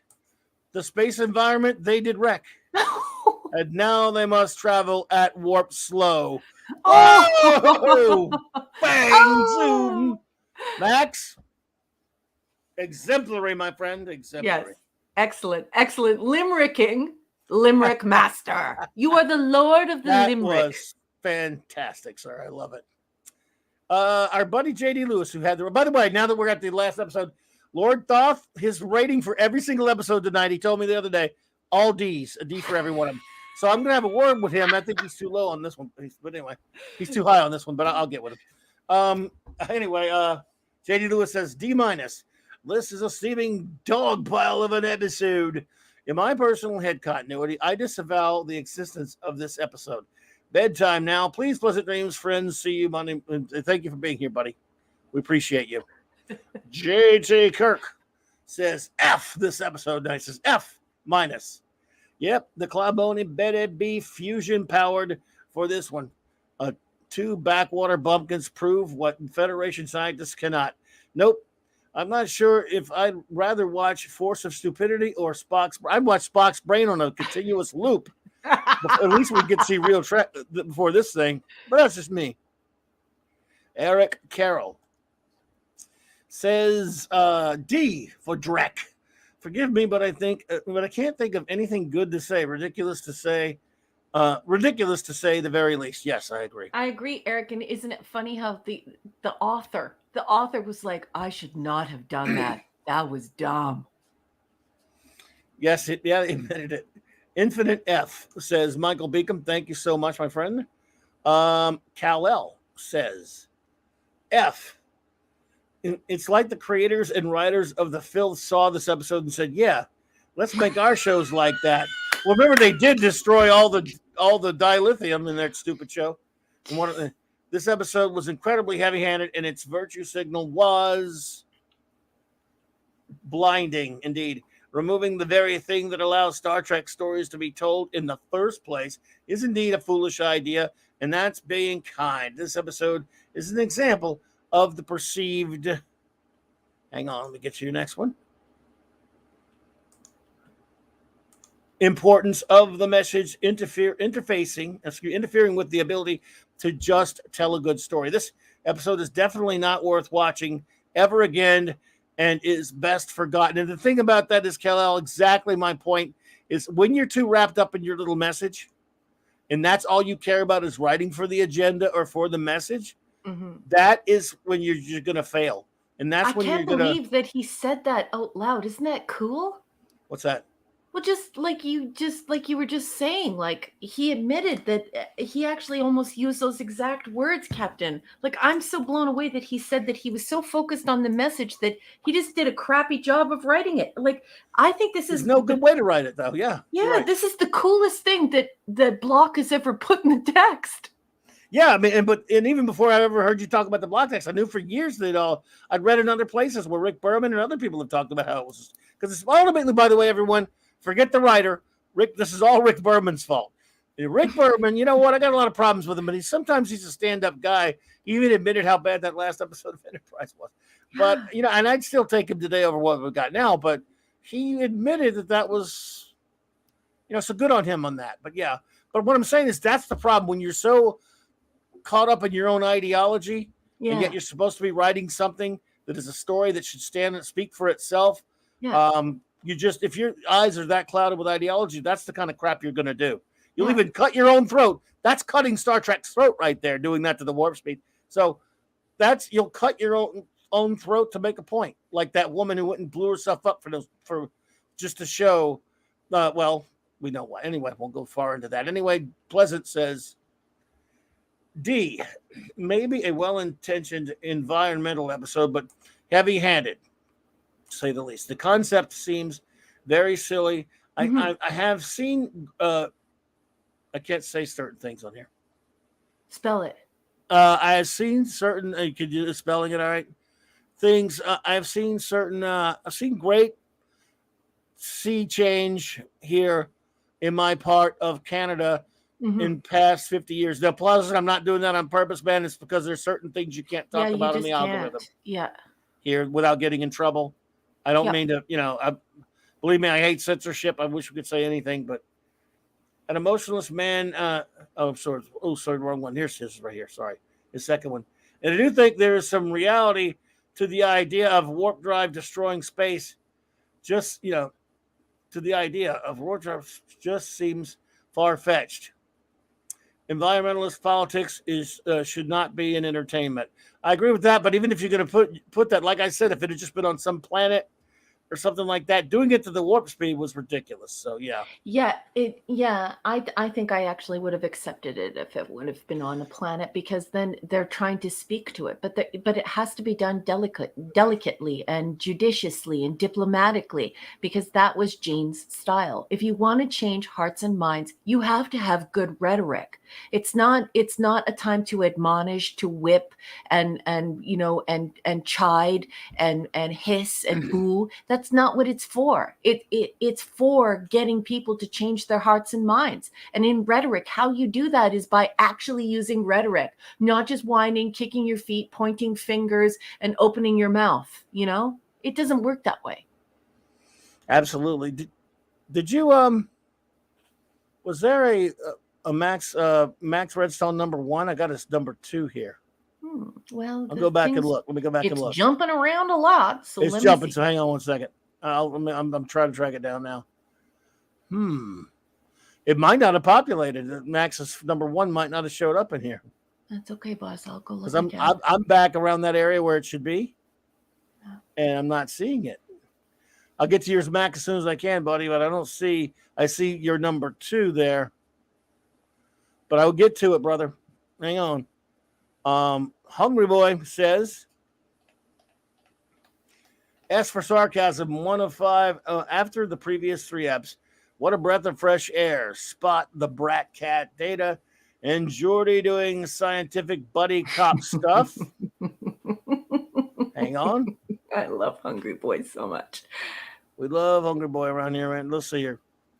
An emotionless mandroid wanting to forcibly train a mischievous female feline and considering a biomechanical means set faces to problematic. Oh my. Hang on, buddy. What's your next one here? Scattered a little bit. Max, we didn't see number 1. Did you see that? I can't see number 1. It may not have showed up, but if anyone could see it, please let us know. Maybe our amazing Jill could do it, but I think Jill's putting up her own right now. That's fine. Don't worry about it, beautiful. We'll get to it in a minute. You put up your own stuff, hon. Still got plenty of them to start. A bunch of them to start. We have a lot to say about this. Yes. I think that Jill just put it up for us. She's that fast. Jill, I love you so much, sweetheart. Did you start it? Okay, good. And she's got it in double quotes. That's how I know it's his. So that one from cool. Jill at 3 minutes after 11, or 3 minutes after the hour, sorry. Okay. Yeah, that's her saving the day as usual. Thank you, Jill. Love you, sweetheart. Continuing Hungry Boys here. Loved the safety corridor scenario, similar to the things my granddad faced on his World War II vessel. Jordy's rivalry with the other engineer is grounded. One of the things weird about this episode, by the way, is it took them like half an episode to even start their stupid story, quote unquote story. Half an episode they just wanked around doing nothing. What was that? Oh, Hungry Boy. Layered debates between Jordy and Rabal. Why worry about being cut off from the Federation compound compared to a space-time maelstrom eating your planet? Yeah. Maelstrom, yeah. We get Galactus purple and pink, woohoo, yeah. Plus space surfing showing how surfing can be dangerous. Sarcasm now deactivated. Thank you, buddy. That was an excellent review. James Caserta says, F, funktastic. Thank you. Let's see here. So we got Max now. Let me get to that one. Oh, hang on a second. Where? Did you star the one for Max or no? Yeah, that's Max Redstone's number 1. It's under Jill. At 3 minutes past the hour. It should be very low on the. Okay, yeah. I thought it was Jill's. Boss? I was thinking it was Jill's for some reason. No, I thought so too. Sorry, boss. F and a bunch of minuses. So if I was the captain in this episode, my reaction would go something like this. You know what? Get the F off my ship. In fact, screw you, your brother, and your stupid freaking planet. And that was Max Redstone's entry, folks, not Nerdy Jill's. Yeah, that was Max's part 1. That's right. I ain't going to slow down just because your world is in a shite part of space. So why not move to another planet? we terraform these nowadays. Yep. In fact, I'm going to use warp speed more now, you little beaches. I like what you think there, Max. Let's see here. I'm going to tell the Federation Science Council that you two are a couple of punk kids who broke into the ship, messed up my chief engineer's quarters, tried to kidnap Commander Data's cat, and there's got to be one more. Oh, hang on a second. Where's your... Trying to find your number 4 there, bud. That was 3 of 4. Oh, so annoying. I guess this last one doesn't have a number on it, but it says it's him though. The same people who think this would be an A+ episode are probably the same people who get fan boners over Will Wheaton. I didn't see his 4. Yeah, there's some stuff missing on my side. Even if you came over to this tab, boss, it's not here. I'm sorry, Max. If you can find 4, let me know, because I didn't get there. I didn't realize we were missing 4. Yeah. Sorry, everybody. I will look around for it. You guys, I don't know why sometimes it doesn't populate on this side. He also wrote the limerick for this episode was so difficult to write, which just further test for how bad an episode it really is. Yes, sir. The great Ace Cast Iron says NCC 1701F. Yeah, Jill was saying that she actually thought his limerick was so good for this episode that she'd like to have it read again, and she actually asked twice if that's okay. Oh, you want to read it again? Okay. Yeah, if you wouldn't mind. I know Jill wanted to hear it again. Okay. The Force of Nature by Max Redstone. It says, parts of space are becoming aglow. It is from all the warp field flow. Travelers were circumspect. The space environment they did wreck. And now they must travel at warp slow. So good. Max also wrote, you know what, everyone? My wrenches, just so you know, I can confirm. I've just gone back through on my side of StreamYard. I don't have anything for Max in between the same people who think that this would be an A+ episode are probably the same people who get fan boners over Will Wheaton. I don't have anything from Max. No number 4. Between that and 3 of 4. It was been numbered 4 because he said that last one I found was 3 of 4. I didn't realize he had 4 till I got to that. Yeah, the 4 is not on this side, folks. It's not here, my wrenches. It's not here, and I don't know why it's being blocked on this side, but it is not here. I've looked through 3 times. It's not here, babes. Full respect, yep. Eric K said F. Thank you, buddy. Let's see here. We've got plenty more to go. Don't worry. We're going to get to everyone we can. But if you do find us 4, everyone, let me know. Yeah. Michael Beacom. Everyone's got a lot to say about this episode. Isn't that a surprise? Mm-hmm. Hang on one second. Oh, I got 4 right here, folks. It says, and you had all their research recorded on the insides of pizza boxes. We'll see what they think of you when what they think of you then, you dumbasses. I should say it like because and you had all their research recorded on the insides of pizza boxes. We'll see what they think of you then, you dumbasses. Yeah. Yeah. And Jill said at 7 minutes past the hour, Max was posted 3 times. You believe it or not, it's not on this side of StreamYard.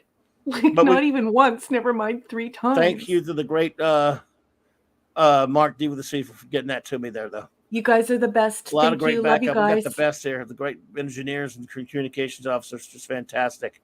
Wolfie. Oh, wait a minute. I was on Michael Beacom, wasn't I? Sorry. I'll get you just a second, Wolfie. Michael Beacom says, D-, minus. Take the Clubbonian, strap on the rockets from Mythbusters so it can blast through this wall of crap. This episode would be perfectly at home on the filth. That is so true, Michael. Hey, guess what, everyone?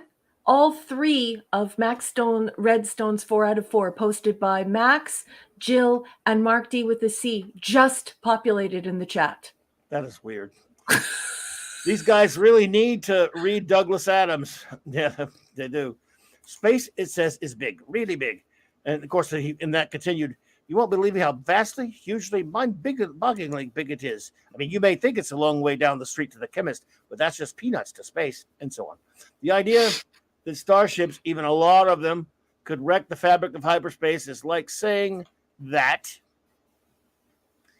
swarming tsetse flies could destroy a continent.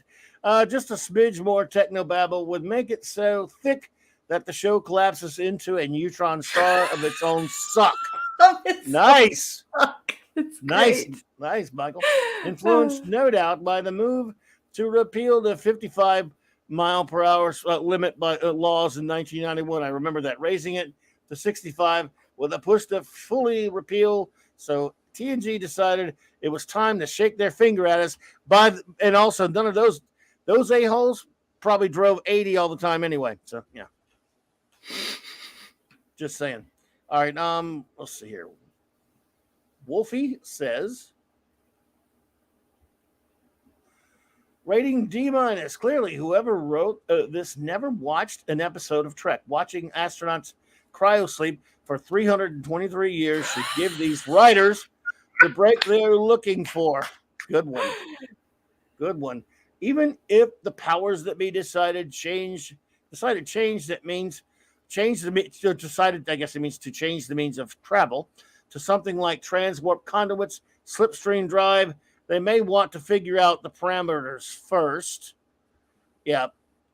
If you were going to do this, why not just write it so it's about the power source of your warp drive, like the quantum singularity Romulans use? Yeah, good that would have been cool. That's actually a very good writing idea. But you're smart and they're not.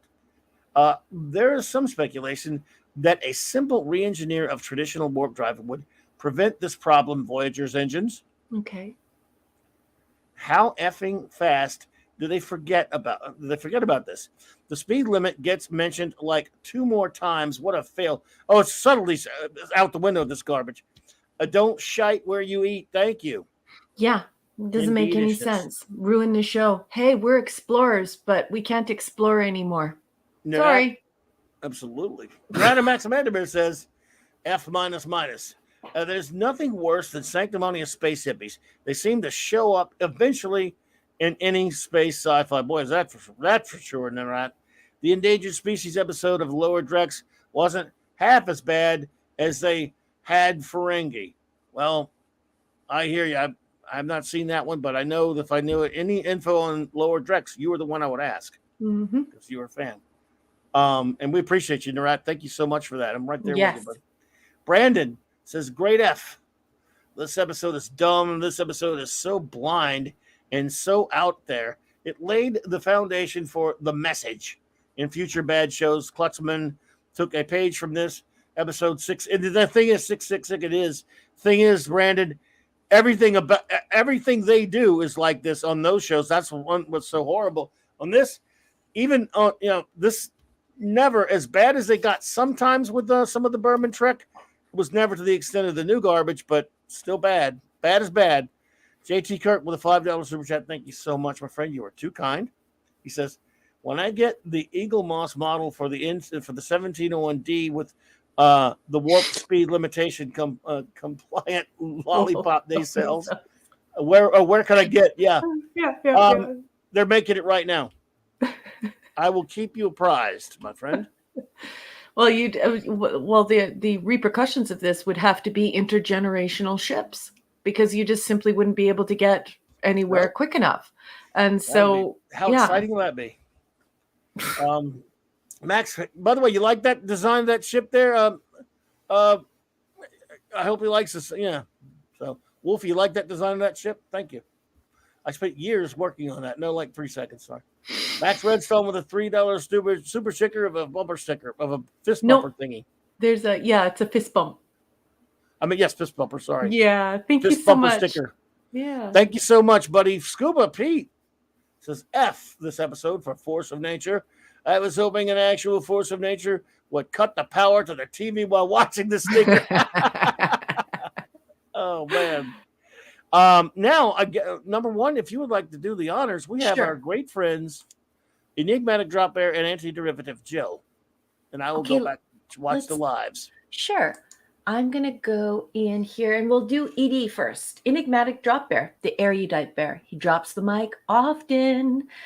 He's got a 4-parter here and he gives this episode an F. He says, right, so Sarova is uber concerned about the long-term detrimental effect on her planet from warp travel. So she accelerates the process by triggering a warp core breach and blows herself up. Yes. Why is it that sometimes your things sound exactly like my notes? I swear, we need to watch these episodes together, Enigmatic Drop Bear. I love your comments. Indeed. 2 of 4. Geordie lamented his competition with the USS Intrepid's engineer to see who could most improve warp core efficiency. The message here is antithetical to human endeavor and benefits of progress. Boy, that was the 90s, all right. The early 90s were like that. Good. And 3 of 4. It's also antithetical to the optimistic future espoused by Star Trek. Yes. Without competition, dedication, and struggle, we cannot evolve and solve problems like those described in this story. Enigmatic Drop Bear, I love you. Thank you for saying this. What I want to say in such a nuanced way and expressing that which I did not want to express. And because, just for show hosting reasons. Anyway, love you. Thank you. And then well done. 4 of 4, they tell us that it's very difficult to train cats, which is fast becoming a metaphor for this season. Oh my God, you just made the ugly laugh on air. Someone really needed to get in and herd cats that were, I don't know what this word is. Does anybody know what this word is?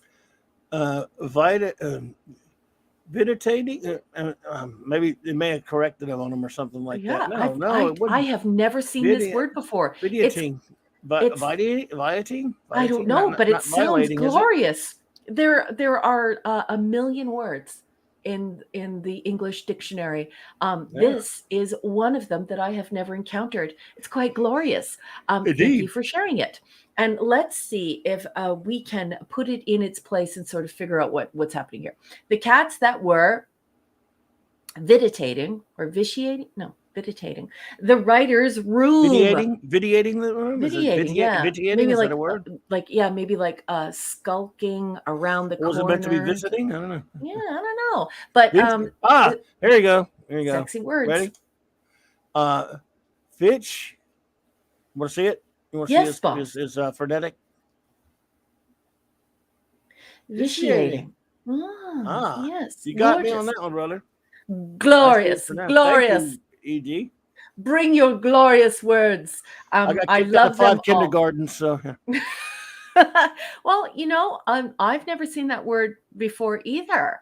And I spent a lot of time in university. There are a million words in our dictionary, and being able to be courageous enough to incorporate all of our language, or at least attempt to, is something we really, really need to do.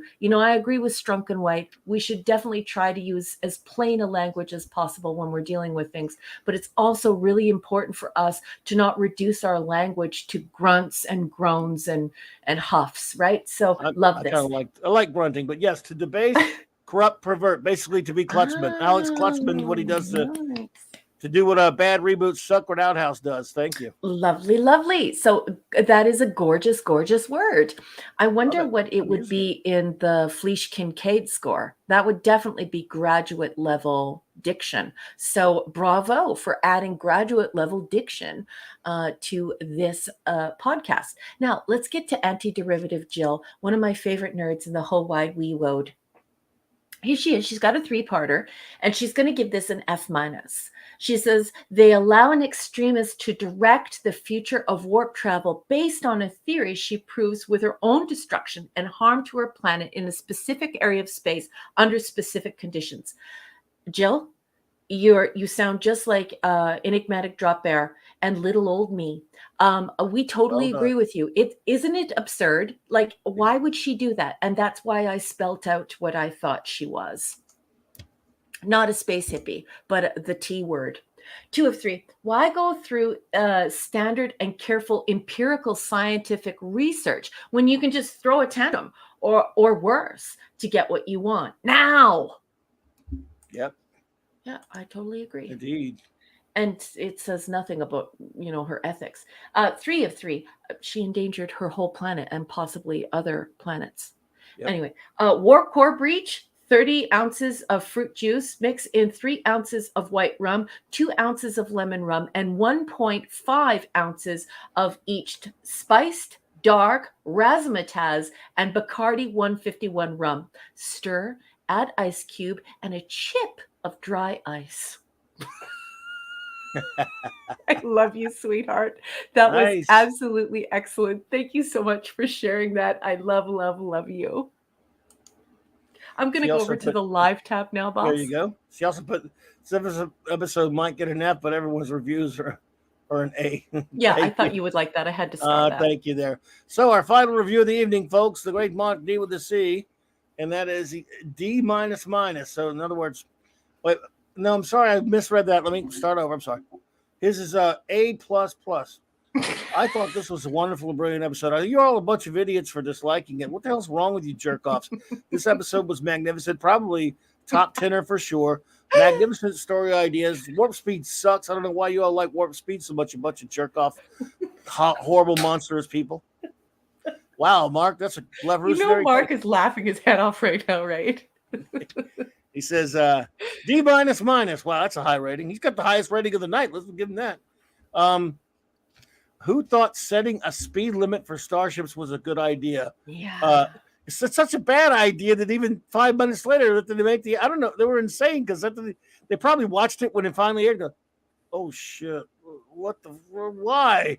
Yeah. This is an engineer's nightmare. When I first watched this episode, I couldn't believe they were neutering warp engines. Yeah.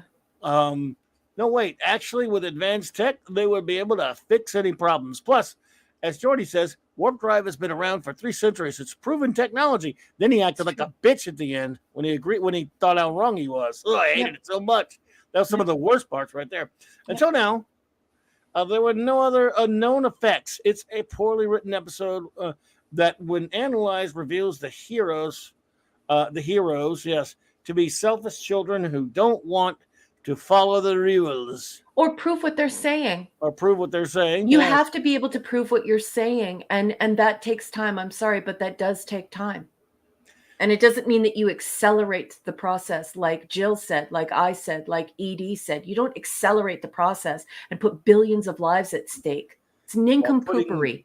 Putting innocent people in danger. Yes, this episode is maybe only rivaled for stupidity by the plastic preaching episode Praxis in Jody Who. Well, that was pretty bad. But I don't know. Or that other one. What was that? No, never mind. I won't say the episode. I can't remember anyway.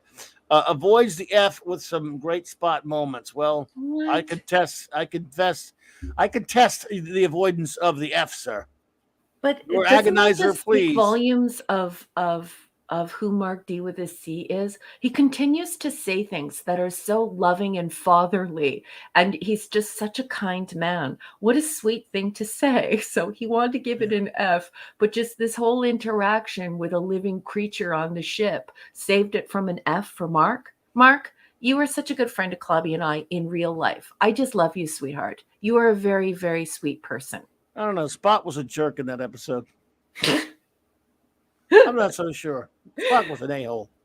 But would you mind, please, may I please take the floor? Because I just want to read this excerpt from Star Trek 365, written by Paula M. Block. I would like to read this again as a message to Drekkers and the purveyors of the filth. The providers and spreaders of the filth, the poop smearers of our beloved 735, full stop.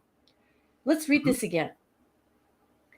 And this is a prescription for what you're doing right now. The episode originated with the TNG story editor Naren Shankar, who readily proclaims it was a bad idea. The denouement, which established a prohibition against starships traveling above Warp 5, quickly hamstrung the drivers of the Star Trek franchise, at least until everybody began to ignore it, says Shankar. He isn't disappointed that the precedents set in his episode were eventually swept under the rug. It's a cautionary tale on why you should not let an issue drive a story.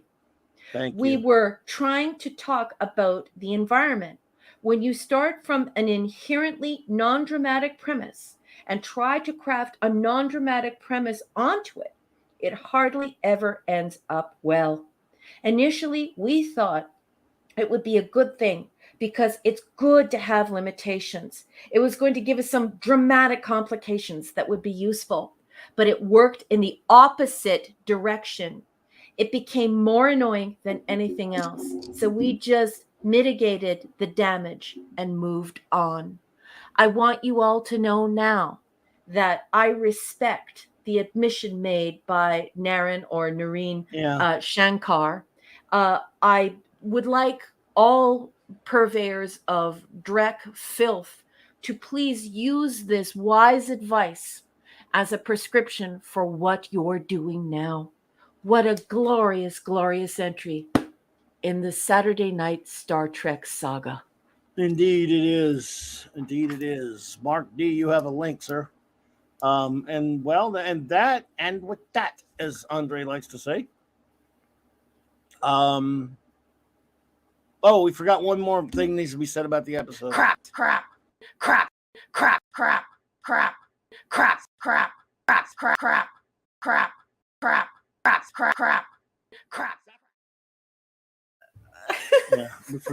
We can't, you can't not say that again, so. I made some really fun GIFs about the filth. They're on my Twitter if anyone would like to go and view them and take them and use them. They're pretty funny. I'm pretty proud of them. They made me giggle while I was making them. So nice. Everyone should know that if they need a couple of pretty funny filth GIFs, they are on my Twitter. Oh no, we have a bad person. Report that bad person, please. Zap him. Someone got him. Somebody beat me to it. Quick draw. Welcome to our great engineer. I'm still laughing. The worse the episode, the more fun we have, I think. Yeah, I think so. Yeah. We were Raquel. Thank you so much for being. It's great to have you back. Shall we do a few show notes and say our goodbyes and let everyone get going? That would be a great thing because I have something very important to do very, very, very early in the morning. I know you need to get out here early, so if you wanted to run now, we could do it. But if you want to be here for the goodbyes, I would love to wish everyone a great evening and just wish you all love. Life is very short, and life can also be quite brutal. And I want you to, all of you, each and every one of you who has been here tonight, to know how much I appreciate your company and your friendship and everything that you bring to this show and to our conversations. Each one of you matter to me. And hug everybody you love. Tell them immediately that you love them. And if they're rotten to you, you tell them that too. Leave nothing unsaid. And I love you all very much. And before I get emotional, I'm just going to step away from the computer. Okay. I'm going to let the chief engineer handle the rest of the evening with the captain. So please guard our captain, chief engineer, and Will do. Yep. And I love you all very much, and I'm sorry that I cannot stay. That's okay. I understand. No, it's all good. Yep. We'll handle the goodbyes and stuff. Thank you so much. Love you, and had Great a wonderful job time last night. You did fantastic as always, and can't wait to talk to you again. I love you and have a wonderful. Well, again, have a wonderful time. You know what I mean. Just good I luck know what you mean. Be well. Yeah. Love you guys. Mwah, mwah, Take care. Mwah. Everyone, the most amazing first officer in the fleet there. Now, I hope you guys will settle for myself and the chief engineer for our goodbyes. We'll thank try. you for that, Jill, by the way. Appreciate you. Those are episodes for next week, folks, are Inheritance, Parallels, The Pegasus, and Homeward. We almost had 4 single-word episodes. Wow, that would be like a weird thing somehow. That was a great episode of BSG. Thank you. The Pegasus. The Pegasus. Sorry. Well, everyone, show note is simple. Well, first of all, one show note. Again, I got Monday Night Mark C Comics Talk. I'm not sure exactly what I'm going to be talking about, but you can guarantee that it's going to be about comics, and I'll talk, whether anyone likes it or not. And I've got a couple ideas for that. Tuesday night, 8 p.m. Central Standard Time on the great Stone Loki's channel, Loki's Mornings of Mischief, Stone Loki's channel. Loki and I will do our monthly animated film review. This week will be Green Lantern First Flight. Classic, and, yeah, we'll be reviewing that one. And then, yes, Wednesday night, I'll talk about stuff. And then Thursday night, we'll be here with the Clubhouse. And next week, of course, we'll be back for Saturday night Star Trek. And be sure to remember, July the 1st, Iconicon 2, by which is a con put on by our wonderful retro blasting friends. I'm so honored to be there to do a panel, as I was so lucky to do one last year. I get to do one this year as well. And it will be about toy comics. That'll be July the 1st. Closer to the date, I'll get the time and I'll get you the schedule for the whole con. It's a great virtual con. That if you love the 80s, you love 80s, toys and cartoons and things like that, you'll love Iconicon. It's a fantastic online, like I said, just amazing. And you'll love the Retro Blasting channel if you have not ever been there yet. Great channel. And of course, there's a link in my description below to that. So those are the show notes. Now let's say goodbye to our fantastic friends who are here with us tonight, because we like to get everyone a shout out, even if they're already gone, because we love you, just love having you guys hang out with us. You mean the world to us. So thank you so much. Let's see here. Brandon, the anime guy, always a pleasure to have you pop in, buddy. So thank you for being here tonight. Appreciate you, man. Let's see here. Where did I put my notes? Okay, I can't see all my notes. But anyway, yeah. All right. I got him now. Sorry. Okay. J-Man had to run, but hail the great J-Man. Always a pleasure to have J-Man here with us. He's a great friend of the show, as so many of you are. Mr. Angel, Chef, I don't know if you're still here with us tonight. Thank you, sir. I hope you're doing well and feeling better. Yep. Take care, Mr. Angel. Raymond and Sandra Feliciana had to run, but shout out to them as always. The great bronze wrencher himself, Eric K. Hey, again, I'm so happy to see the great Ace Cast Iron here tonight. Ace, buddy, thanks for being here, brother. Appreciate you, man. Always great to see you. Hope you're doing great tonight. By the way, going to see Star Trek: The Motion Picture in the theaters tomorrow at 3 o'clock here. Yeah. Ace, if you want to come up and see it at 3 o'clock down here with us, you're welcome. People that will be, me and someone else will be there. Mr. Young, the Comic Relief Crusader. Thanks for being here tonight, bud. Appreciate you. Michael Beacom, thank you so much. Of course, we were remiss if we didn't thank our wonderful anti-derivative Jill, our amazing communications officer. Thank you, Jill, for being here with us. We appreciate you. You're just amazing. We love you. The great Kal-El, the Super One himself, the extraordinary master of the Lemric, Max Redstone. Thank you so much for all you do, Max Redstone. Really appreciate you. Oh, by the way, Ace Cast Iron, if you want, if you are able to come down, I know you just dumb short notice, but text me if you want to go with us. I'll give you the details. Snail Messiah, my friend, thank you for being here. Wolfie, thank you so much, Wolfie. Good to see you. Apollomes, Minion, and Pupper. Hey. I wasn't going to try the Wolfie like Raquel does. No.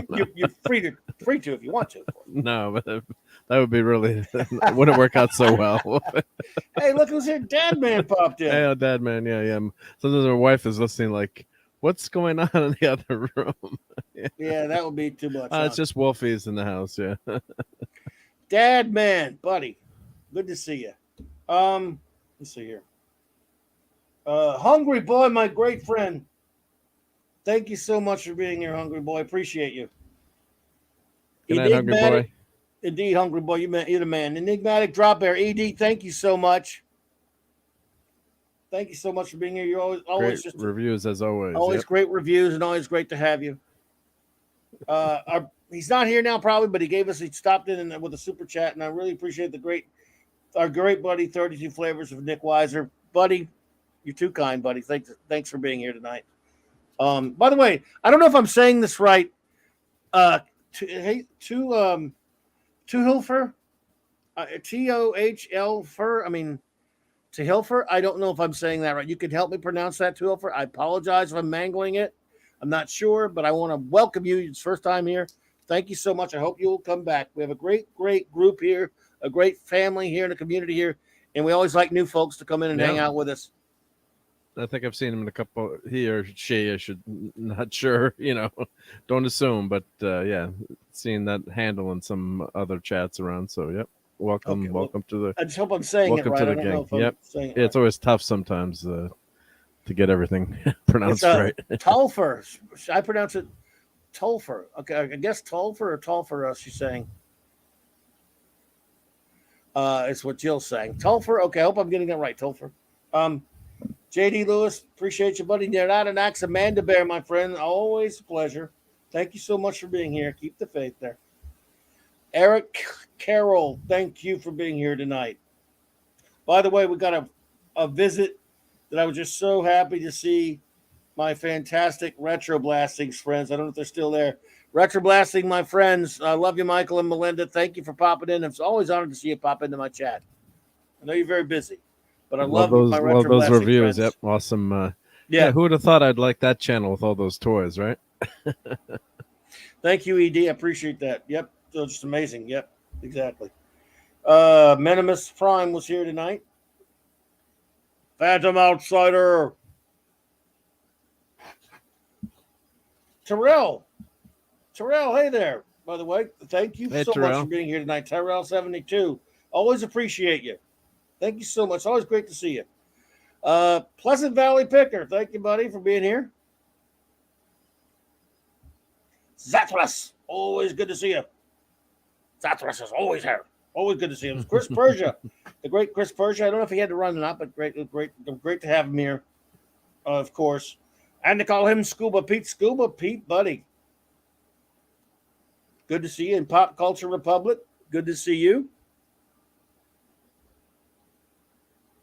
Kal-El, you sent me something. I'll take a look at that ASAP, buddy.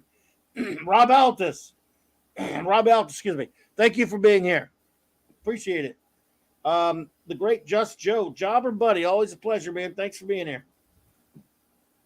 Scotty R37, welcome. The great Steve Mitchum did pop in for a second. Hey, all hail Maddie's daddy. Love you, buddy. Captain James Skywalker, thank you for being here tonight.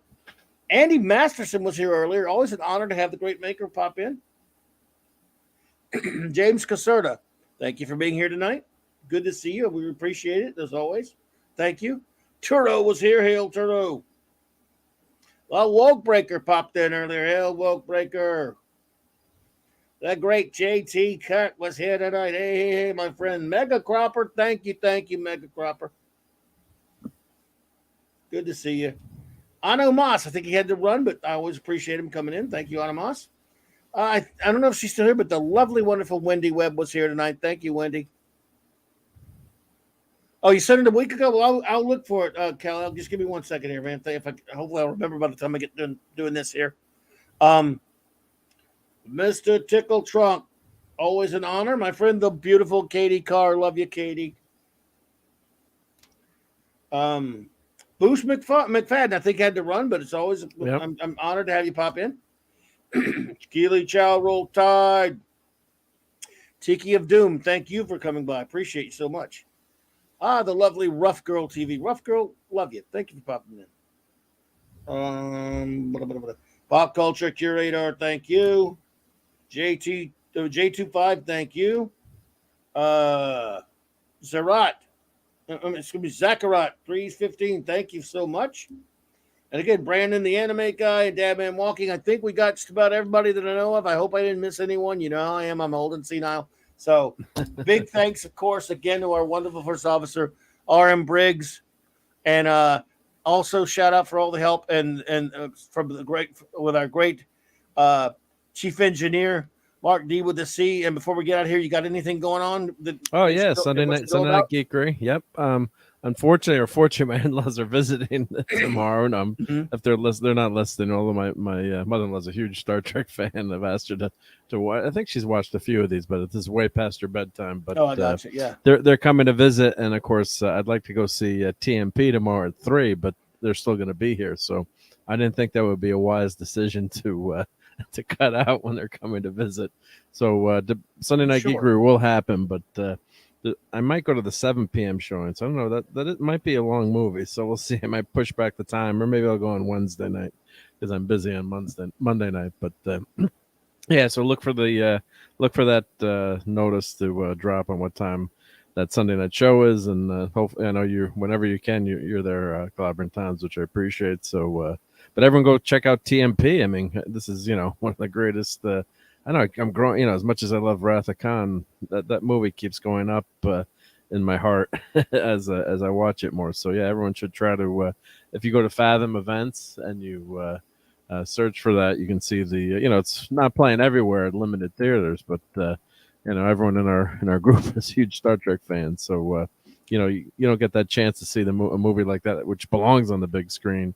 That often. I think that actually benefits from being on a screen like that too, because there's no distractions, hopefully no cell phones, nothing to watch. You just watch the movie and that's it. So that's the great thing about being in a movie theater. Of course, with that new the 4K conversion or re-edited and the director's cut finally in HD. It's looking forward to seeing that. So yeah, everyone head out and check out the TMP. Yep. Director's cut motion picture playing on Fathom Events for the next at least a couple of days, definitely tomorrow being one of them. Can't wait to go see it. I know Jill's going. So it's a tiny theater. It's in a tiny screen I'm at, but what the hell, at least I'll get to see it. Well, it's going to be a lot bigger than your screen at home. I'll put the link in so everyone can just put in your zip code and you can see where it's. So go to Fathom Events and find Sunday, Monday, and Wednesday. Right. But anyway, thank you all so much for being here tonight. We'll play out with our wonderful our end credits that our wonderful first officer gave us after these important messages. Good night, everyone. Clobber on clobberers and Trek on trekkers. Can't wait to see you again. Thank you so much. Have a wonderful rest of your weekend.